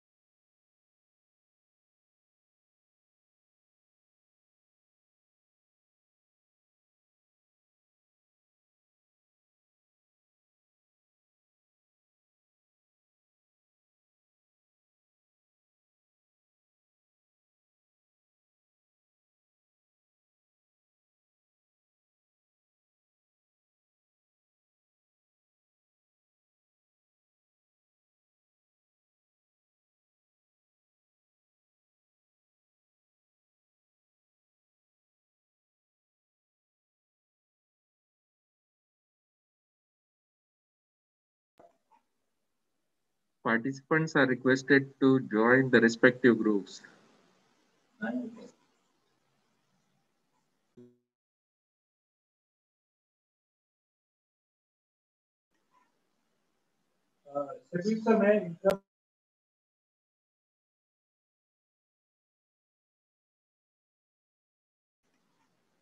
There are still 50 participants who have not joined the group. It is humble request to all participants. Please join the breakout rooms. The message is flashing on your screen. Just click on the message and join.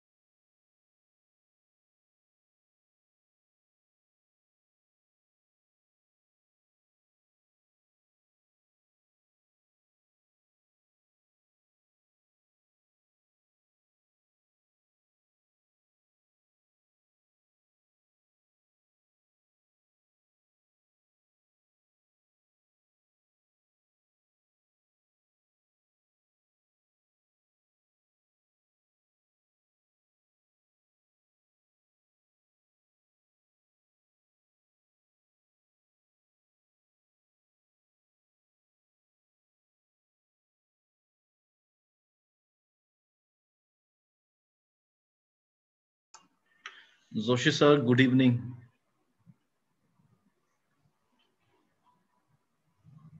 Can you hear me?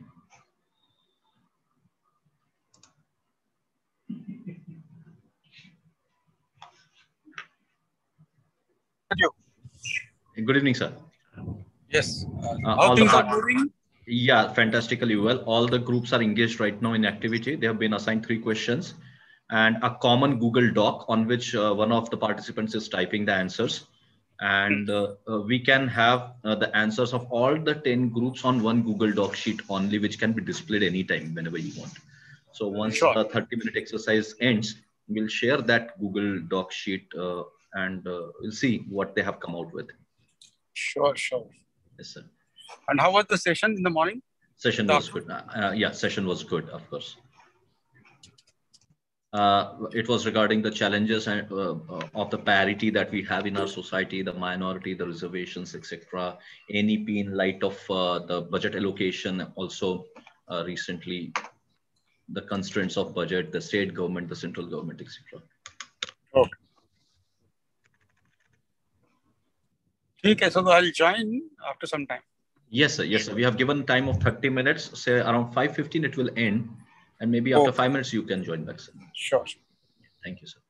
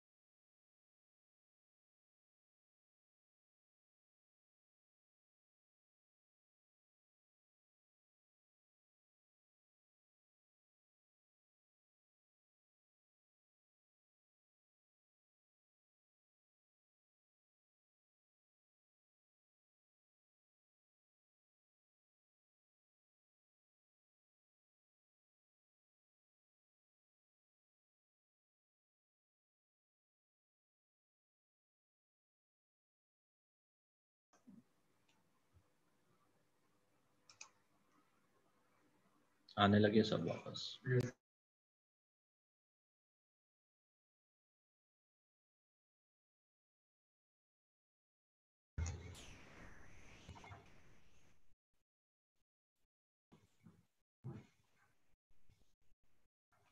Sibyl madam, yes. Come in. Yeah. Many of them still joining, 117 and number, so gradually they will come in. Yeah. What do you want us to do? Do you want to?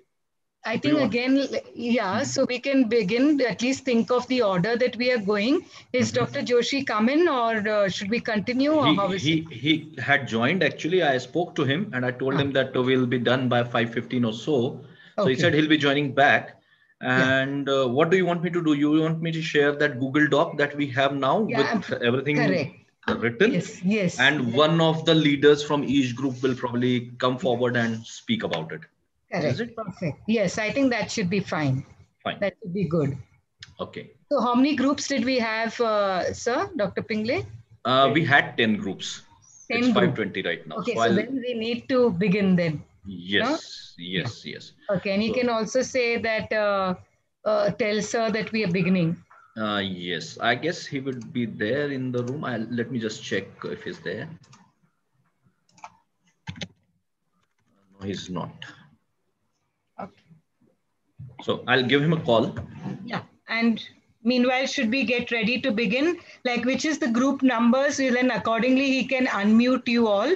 So if you all can at least put your names in the chat. And then... Yeah, most of them, they have written their names as well. They have written in the chat, no? And many are still editing. Oh, great. Okay. Because they have access to Google Doc. So they have come out of the room and still editing. Great. Let that continue. But maybe we can take the start which group is ready to begin. Yes. And in the meanwhile, I'll call Dr. Joshi as well. Yes. Yeah. I hope all the participants are back. Welcome back. It was a wonderful exercise. Me and Sybil Thomas, madam, and all my teammates, we were hopping around into all the rooms, and we saw that wonderful discussions were going on, like we witnessed yesterday. And the Google Doc is almost ready for all of us to witness. See, last time work was also underway. Now you can imagine the situation of our students when teacher is about to take away your answer sheet and you still are writing something down. But nevertheless, not wasting much time, we will start with group 1 now to present. In the meanwhile, I'll also request Joshi sir to join. Let me see. But in the meanwhile, Dr. Trupti Taude and her teammates, if you can present what discussion you had and what have you come out with. Trupti madam, I'm unmuting you. Here you go. It was a very nice discussion we had, and this discussion will be taken by Ashwini madam and Manish sir. They'll be taking it ahead. Okay, Ashwini Purohit madam, I am unmuting you. Okay. Manish Gogri sir, I am also unmuting you. Thank you. This is Manish here from Metibai College, Mumbai. Well, it was a healthy discussion among the group members, and it was a fruitful exercise. Well, what we could come out as far as the 2 key learnings from today's session, one was reforms in higher education is the need of the hour. Well, we have already taken a leap forward with coming up with autonomy, the government giving autonomy to colleges, and the NEP is also in the pipeline. But what is required is funding. The government need to increase its funding in higher education. What in the previous session, what we heard about, like say brain drain, if you want to really stop, if you want like say good students to retain their knowledge for the country, then funding from the government side need to increase. Plus, there is a larger participation required from the private sector. That was something we've been looking forward. And second, the gross enrollment ratio, what ma'am said in the previous session, which is somewhere around 27% approx. And if we need to increase the same, then the focus need to be given on the foundation courses so that the learners can understand what they're exactly looking from a particular course, and they will be able to complete the course. So the student retention, the value for education will be taken, and the student will be able to complete the course in time. Yeah, thank you. So Ashwini ma'am will be continuing from here. Thank you, Manish sir. This is Ashwini Purohit. I'm from GS College, Nagpur. There are 2 themes which I think we can endlessly discuss and explore, because the strata of students that we keep getting every year changes with the generations changing. So one is civic-based learning approach. And there is always a growing need for having civic-based learning approach, especially in higher education institutions. Why? Because civic learning equips students who come from different strata of society, from different reservations, with competencies which are unparalleled, with competencies which are unique to each other. And we need to consider their competencies rather than considering their reservations or their strata from which they come from, and treat them with respect and have diverse views in grooming our syllabus, in updating our course content, and in delivery method also. So this civic-based learning would not only give us a lot of respect, but would also bring everybody on the same page, which I think we can work upon. This is one theme which is suddenly after this lecture has come very close to my heart, and I'm sure I would want to explore this more. The second theme is values-based education. You know, values-based education is giving the value of liberty, equality of fraternity, and giving the values of active engagement to everybody who's involved, all the stakeholders, I would say, including parents, including students, including peers, and including people from other disciplines also, like we did yesterday. So multidisciplinary approach in having values-based education would bring a whole strata of society to contribute better, which would make our workplace a much better place and a more satisfying place for all of us. Thank you. So thank you so much. I think, yes, very well brought out about the learnings for today and related it to curriculum so well, about how the need for foundation course, how do we look at retention, how do we look at these. I think these are, honestly, the sharings that you did now is something that really didn't cross my mind from that perspective. And I'm sure most of us are benefited from these kind of perspective exchanges. So with this, we'll quickly move on to the next group. Yeah. Thank you, ma'am. And just to update you, Dr. Joshi is traveling right now to probably to Surat, so he would not be available. So, of course, your insights would be most welcome. Group number 2, Dr. Shabib Khan, sir. I'll unmute Dr. Shabib, sir. Sir, you can please now unmute yourself and present your work. Thank you. Yes. Okay. So this is from group 2. Can you hear my voice? Am I audible? Yes. Yes. So thank you. So based upon the group discussion which we had different people from different diverse sections, and we had a good brainstorming session. And based on that, we could come to a consensus. The 2 important major key learnings from today's session. First was the impact of the caste and gender discrimination on the education.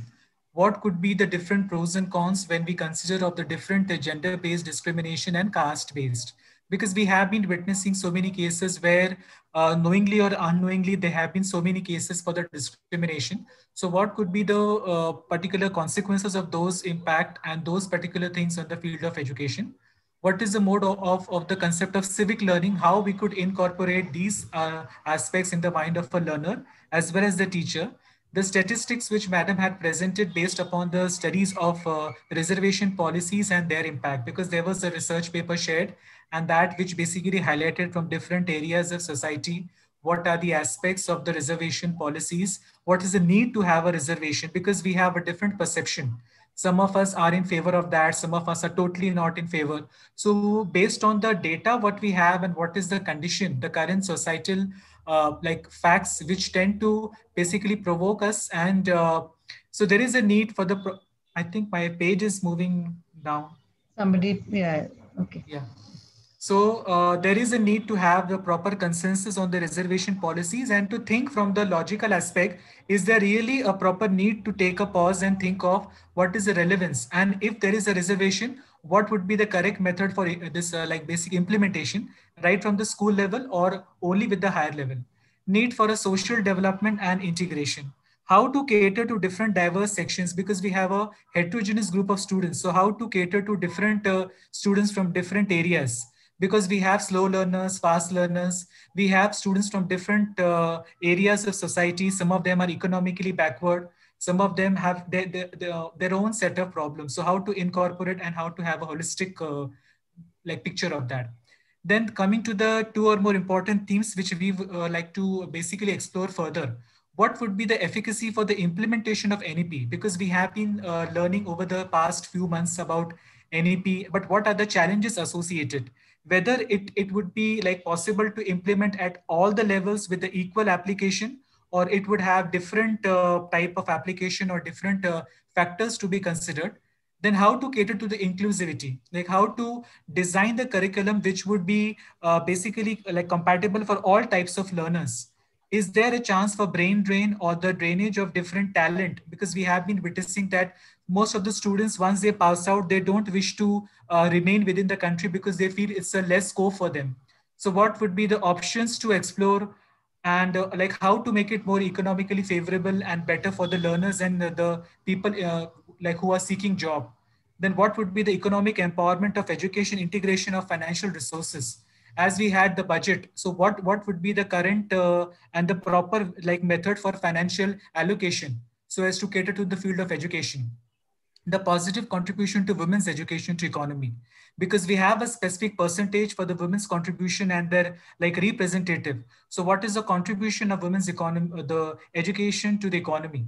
And the implementation of right to education. No doubt we have rules and regulations for right to education, but we need to explore, is it really applicable in all the areas and sections of the society? Now, currently with like respect to the third aspect, this we try to show with a stepwise this method to show what is the current general procedure which we follow till date. So like generally we start with the curriculum design, comparing of other universities, what they generally have, what all they have in their basket and what we could take from them. Then we try to take a review of what we have. Then we try to design a framework based upon the internal brainstorming sessions, because we sit together, we try to incorporate the suggestions from our side. Then we share with the BOS. We try to seek their approval, their recommendations, because the BOS is a body which have different representatives. So we try to cater to all their demands and the rules and regulations. Now coming to the last part, what changes we intend to propose. So we first need to focus on the aspects for the credit transfer. What are the avenues which could be explored by the learner? How to earn and how to basically have with the enrichment of the concept of the credit bank. Feedback from all stakeholders, not only from the BOS, but also from different people. It could be from industry, academia, parents. Then how to design a proper achievable PSOs, like program outcomes, program specific outcomes, and course outcomes. The focus on employability, skill development, and the focus on communication skills, because many times we know that even after passing out MSc, the learner is not even able to draft a proper application for himself or herself.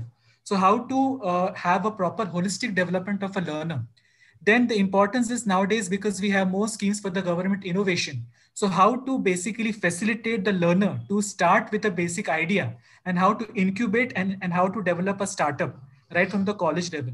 Is there a scope for that? Need-based curriculum, whether there is a need for that. Are some topics totally outdated, whether they need to be incorporated or remained or like just given outside?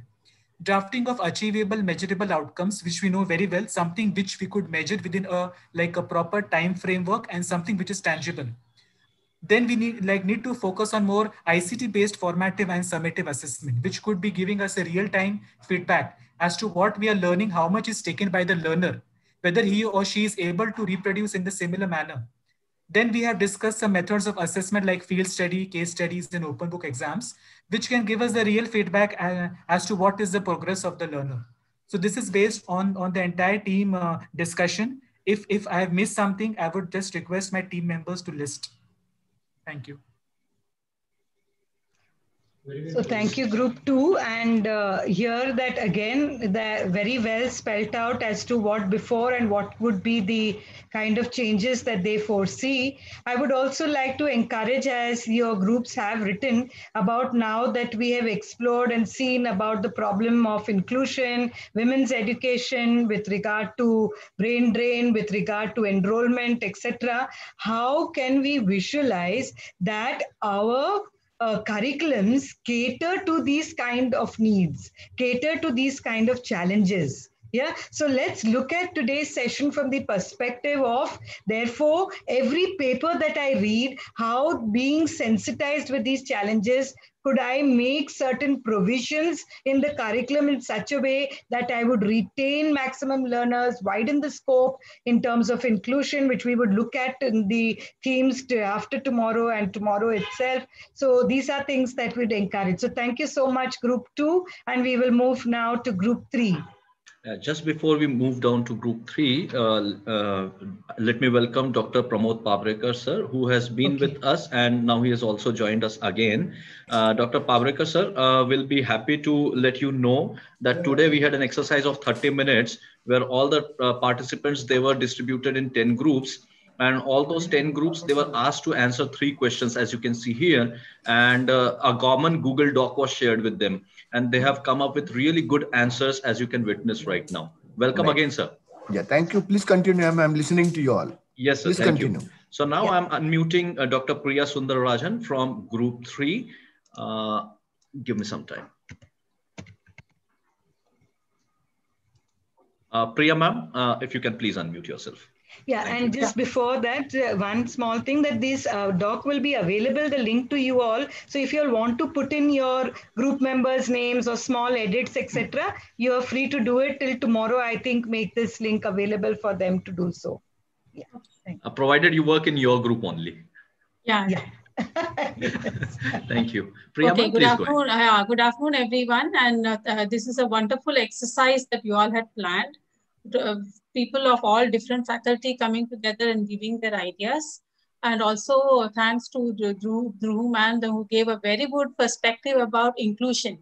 Okay, so I'm Dr. Priya Sundararajan from St. Xavier's College, and Dr. Mansi Kanuga will be discussing about the first aspect, that is list 2 or more key learnings from today's session.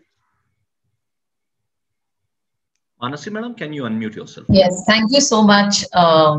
And I agree absolutely with Priya ma'am that it was an incredibly compelling talk, and for so many of us, it's an idea or a perspective we don't always think about in the forefront. So really wonderful to be part of such a conversation.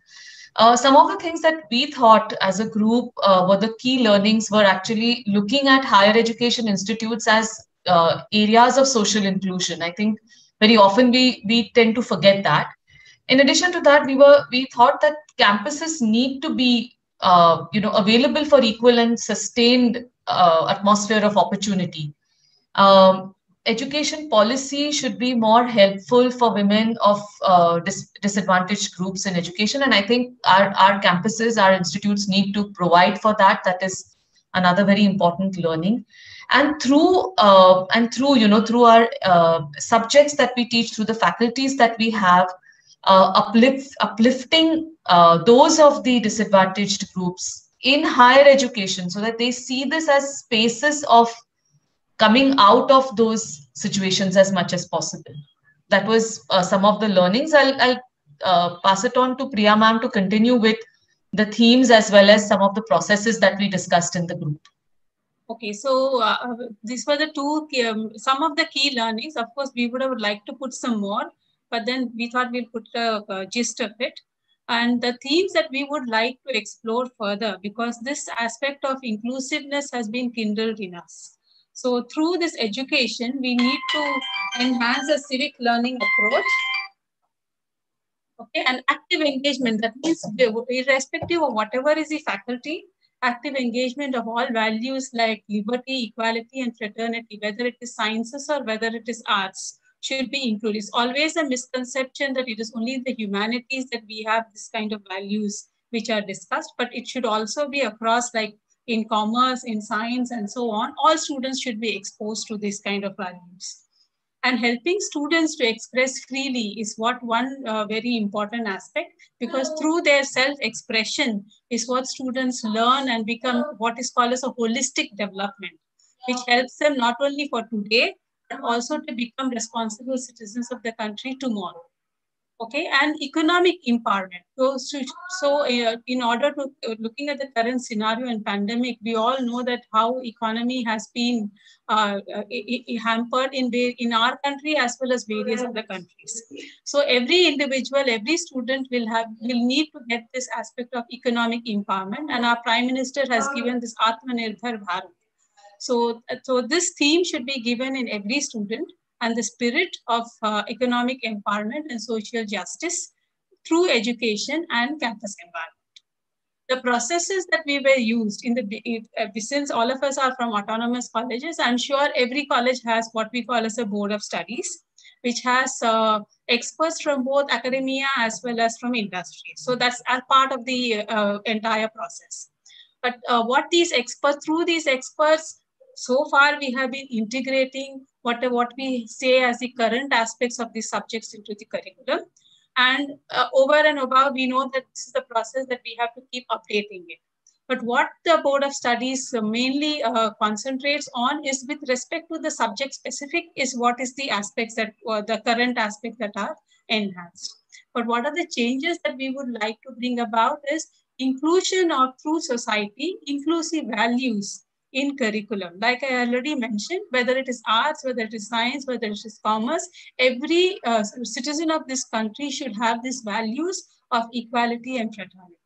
So whether it is science, arts, commerce, irrespective of the discipline, any discipline should have this inclusive values, and everybody should be able to get equal opportunities, and should be able to adjust and be friendly in a neighborhood with every other citizen of the country. So that was what will make what we call as unity in diversity, which is the strength of India. So this is the main change that we would like to bring about, because all our education is more focusing on the subjects. What is a content-based education? We are not much focusing about inclusiveness and togetherness, whether it is through the subject or whether it is through the expression of the student, to make a responsible citizens of India and to bring about the development of the country, to make India in the forefront as a world runner in the entire universe. So thank you for the opportunity given. We had this wonderful experience. We really cherish this. So what we thought is curriculum-based employability is also another very important aspect, because many of the curriculum, like we said, are content-based. It should also give about employable opportunity. Make every student be able to set up their own aspect, what we call as startups, and bring employability not only to themselves, but also to everybody else in the society. So this can also bring about a change in the economic aspects, and through the curriculum, bring the spirit of national integration and through the pedagogy. So that's what is our main theme that we thought that we should work on later in future. Thank you, Dr. Sundarajan and the whole team for this presentation. And I think we are now beginning to see a pattern that is common with regard to what we would want to change. Yeah. And so the initial tracing that we see is like how each one of us would want to strive to see a curriculum that is not only discipline specific, but would reach out to objectives of a holistic development of children, of the students that we are catering to, and how we are widening our whole concept of the inputs to be received for our curriculum construction. Like how we used to have it before with board of study, but now how do we feel the need of looking at different avenues to see what best can be brought into the system, and how value-based education, irrespective of the disciplines, could be done. Great. We'll move to the next group, please. Ma'am, I can see that group 4, the name written is Rahul Suryavanshi, but I cannot find him in the group. Okay. Is there anybody who from group 4 can volunteer? Please write down in the chat box. It's written over here, sir, that in the chat box, Neena ma'am, group 4, Neena madam is going to present. I don't know. Meena Sharma madam, right? Neena. I cannot see Neena. There's no Neena in the chat box. No, okay. No Neena in the participant. Neena, N-I-N-A. Okay. Yeah. Yeah, Neena Roy Chaudhary, madam, you are unmuted now. Okay. Sir, but this is not our group. I mean, the data here, whatever is listed is not from our group. So okay, so then probably we'll go to your group. What was written on the next to your group number? Any idea? What you started? It was written group 4, but this is not the output. If I'm, that's where I think there was a little bit of confusion because we were not able to connect with each other properly, and then we came through. But I distinctly remember that we were supposed to be group 4. But okay. whatever is. Let's look at Rahul. Rahul is not there in the group right now, so he wrote something so probably and escaped. I'm sorry. Please go to the next group first. Yeah. Go to group 5. Go to group 5. I will request Usha madam to unmute herself and. Yeah, please. Thank you. Hi. Good evening. Actually, Nupura Mehrotra is going to present on our behalf. See, I think they want to give credits to seniority. That's why they put my name as the beginner. Dr. Nupura, Dr. Ishita, can you please present? Nupur ma'am, can you please unmute yourself? Yeah, or Ishita can do also. Yeah. Ishita, can you please, sir, can you unmute Ishita? Yes, I have unmuted Ishita ma'am. Yeah, thank you so much. And that's very kind of you to put my name right in the beginning. Thank you. So I'll start off, and then maybe Anuradha ma'am, Nupur ma'am can join me in with the subsequent points. Given the time limit, this is what we have been able to put forth, what you can see on the screen. So the basic, there are lots of points which have already been discussed. Like Sybil ma'am said, that we can see a trend kind of coming out of the thought processes. I will, of course, take you through the points that we have put down, but then the basic idea was for the first question, which is the key learnings from today's sessions. Something that really stuck with all of us, I'm sure, was the actual numbers that hit you the most. We always think that, yes, we are conscious about it. We are all aware of the existence of the policies and rules in place which would help the comparatively less advantaged people of the society. But when it comes down to the numbers and the data, you realize that we have really not done what we should have done probably by now, since the time of independence and whatever the time frame is. So then the main focus of today's learning was on that kind of hit you really hard and hit you deep. So hence you can see the first thing is that the learning was that we need to eliminate caste-based learning, and the point and the reason for writing this was that there's automatically some discrimination which needs to be consciously thought of, and we need to acknowledge that first. We cannot any longer be in denial. The second learning would be that to identify existence of natural discrimination, that we kind of see the obvious modes of discrimination, but what ma'am said today, which struck with us, was even with body language or, in classrooms with peers, these are probably not something that would have struck us otherwise, but with ma'am's talk, that is something that we thought we would now be sensitive towards identifying these things even in our classroom among our students. Third is to eliminate gender inequality, right? Again, this is something that has been talked about earlier. To draw a line between literacy and illiteracy. So the point here was that who is literate, who is illiterate, and also when we say that literacy is a target, is that enough at all, right? So to ponder on those kind of questions and ask ourselves, what is enough, what should be the next step, and what should we be doing to achieve that? Fifth thing is to foster healthy student politics on campuses. And that is the way forward to healthy democracy, right? So the tool of democracy that we have at our hands as adults, that has to be inculcated at a much earlier age. And we need to teach our students to learn how to maybe agree to disagree at different points, right? It's not that it doesn't have to go down to a violent scenario, and it doesn't have to be a fight always. So have healthy debates, have discussions and conflicts, but then how to resolve those conflicts and come together as a coherent group. So for that, we definitely need this kind of working structure to be in place in the campus. And then, of course, increasing civic sense and respect for others' feelings, acknowledging the fact that we are all individuals and hence idiosyncratic, but we all need to function as a society at the end of the day. Sensitization towards societal needs. That is understanding what the society needs of me when I'm like whoever we are in whichever capacity, whether we are teachers or students, what apart from my personal needs that I'm going to gain out of a process or an event, I also need to be sensitized towards what the society might need of me and accordingly work towards that. I think I will stop here, and Anuradha ma'am, Nupur ma'am, if you want to take it ahead, then I will stop here.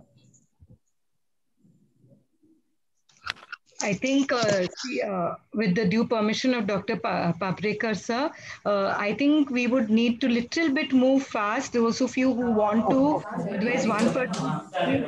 Okay, ma'am. So then I will just quickly not explain and take you through the points. Then sure, what you can that will be nice, Ishita. Yes, ma'am. So the things that we would like to explore would be that how we can foster education towards the more vulnerable student community, optimization of resources, when particularly we're talking about affordability of quality education as well. So whatever resources are there at hand, let's not, I mean, there's no point cribbing about it. Let's just find ways out how we can work around that, finding structures to support that. To retain students and prevent the brain drain. Experiential learning, here we have just put in as an example of what Dr. Sonam has been, that's an example that we have in front of us. Immersion and learning of students, finding regional problems and resolving the same, right? This is something that we would like to explore. And the third question, so we have listed down here that, the 3 points based on which we would initially work on curriculum or syllabus. And now what are the pointers that we keep in mind, right? I would just, because we are short on time, just a few things of what we would consciously keep in mind now while we are making our curriculum. One thing was, we now clearly understand the difference between syllabus and curriculum, which used to be treated as synonyms for a very long time. We are now concentrating more on inclusiveness, skill-based syllabi, equal opportunities being given to everyone, heterogeneity in class, and how to address that heterogeneity, not just ignore the fact that there is a heterogeneous group and we should cater to that. Multidisciplinarity, how to look at syllabus from quantifiable outcomes perspective, developing rubrics for effective evaluation of all these wonderful things that we have in store with our plans. Learner-centric evaluation, lateral and analytical reasoning, creative thinking, critical analysis, student-friendly language for the curriculum. This one thing I would just take a minute to talk about. We thought that with the NEP and the ideas that we would want to implement, let's say, there would be a buffet of subjects that would be available to the students. So in that, we do not want students to simply become a jack of all trades and master of none. So they should be able to make informed, critical choices with some future goal in mind, where they probably see themselves after pursuing this program. So there has to be a lot of planning on the part of the student. A lot of responsibility will also lie on the part of the student as to what combination of subjects would work for them. And for that, we need to write our curriculum, which goes up, let's say, on the website in such a way that it is easy for students to understand. And that helps them. So in the next point, you would say awareness of possible subject combinations with career prospects. So keeping all of these things in mind, which will help the students to make a more informed decision. So now, just because there are lots of options, they should not become like headless chickens running pillar to post, trying to figure out kya karna hai, kaise karna hai. Integrated cluster-based education, openness of faculty to break discipline barriers and integrate research in curriculum, multi and interdisciplinary research as well. And finally, honing entrepreneurship, which would effectively lead to job creation. Thank you so much. I will stop here. Thank you, ma'am. Now I will move down to group 4. And group 4 will be dealt by Bharti madam. I'll mute Bharti ma'am, Bharti Bhole madam. Bharti ma'am, you are no. Yes, Pavekar sir. Yes, sir. Shreehari, I think there are total 10 groups, right? Yes, sir. Yes, sir. And now you're almost completing 50% of the group. Yes. And I'm observing here that out of the total 75 participants, the number of participants are living now. Yes. I think if there is some time arrangement tomorrow, we can shift to 5 sessions tomorrow. That is better. We don't want anybody to forcefully listen to anybody. Right, sir. So you complete this group and then let Sibyl madam give up her remarks and let us complete that for the day.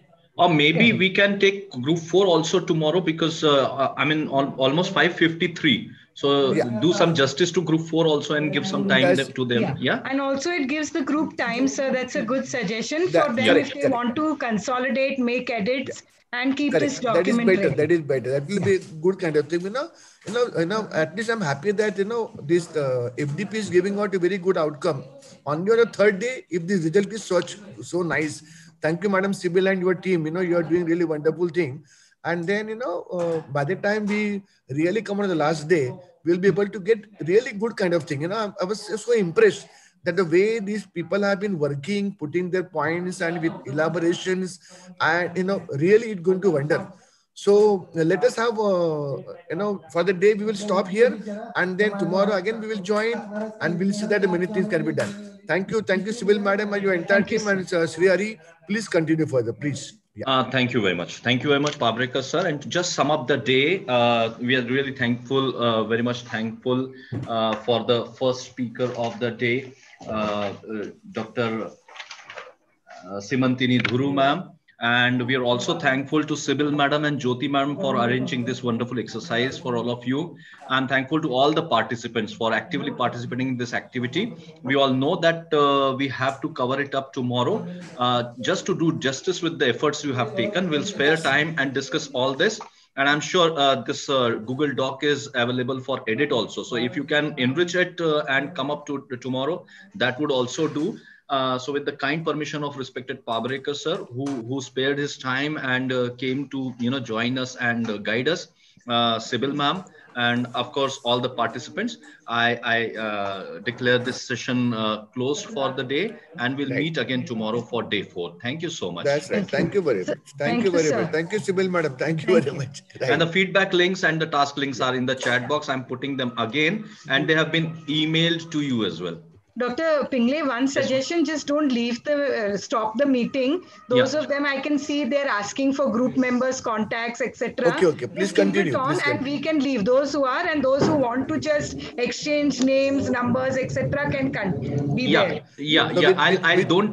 I'll not end the meeting. Yes, sir. With the permission of Madam Shreehari and Sibyl, I will leave because I'm in the office. I'm still working. Yes. Right? Sure, sir. Thank you. Sure, sir. Thank you so much, sir.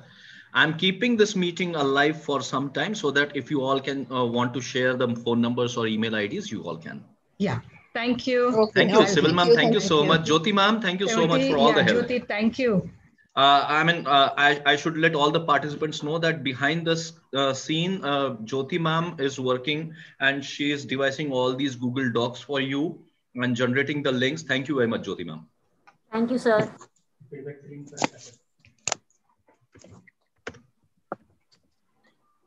I've shared the links for feedback as well and the tasks also, and they have been emailed to you as well. If any of the participants wants to share email IDs or phone numbers for better communication, if they can enrich their group tasks that they have done, you all can jot it down over in the chat box. Thank you.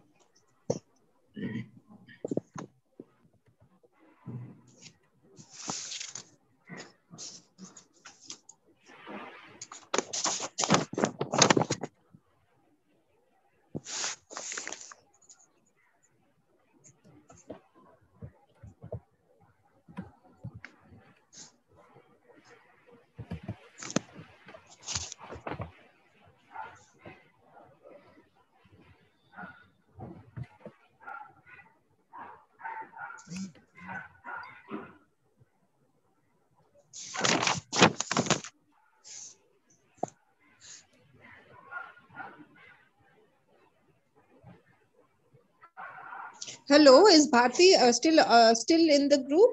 Bharti, are you still available? Ma'am. Yes, ma'am, I'm here. Yeah, yeah. Anybody else is there? Is anybody else from our group is there? Group 4?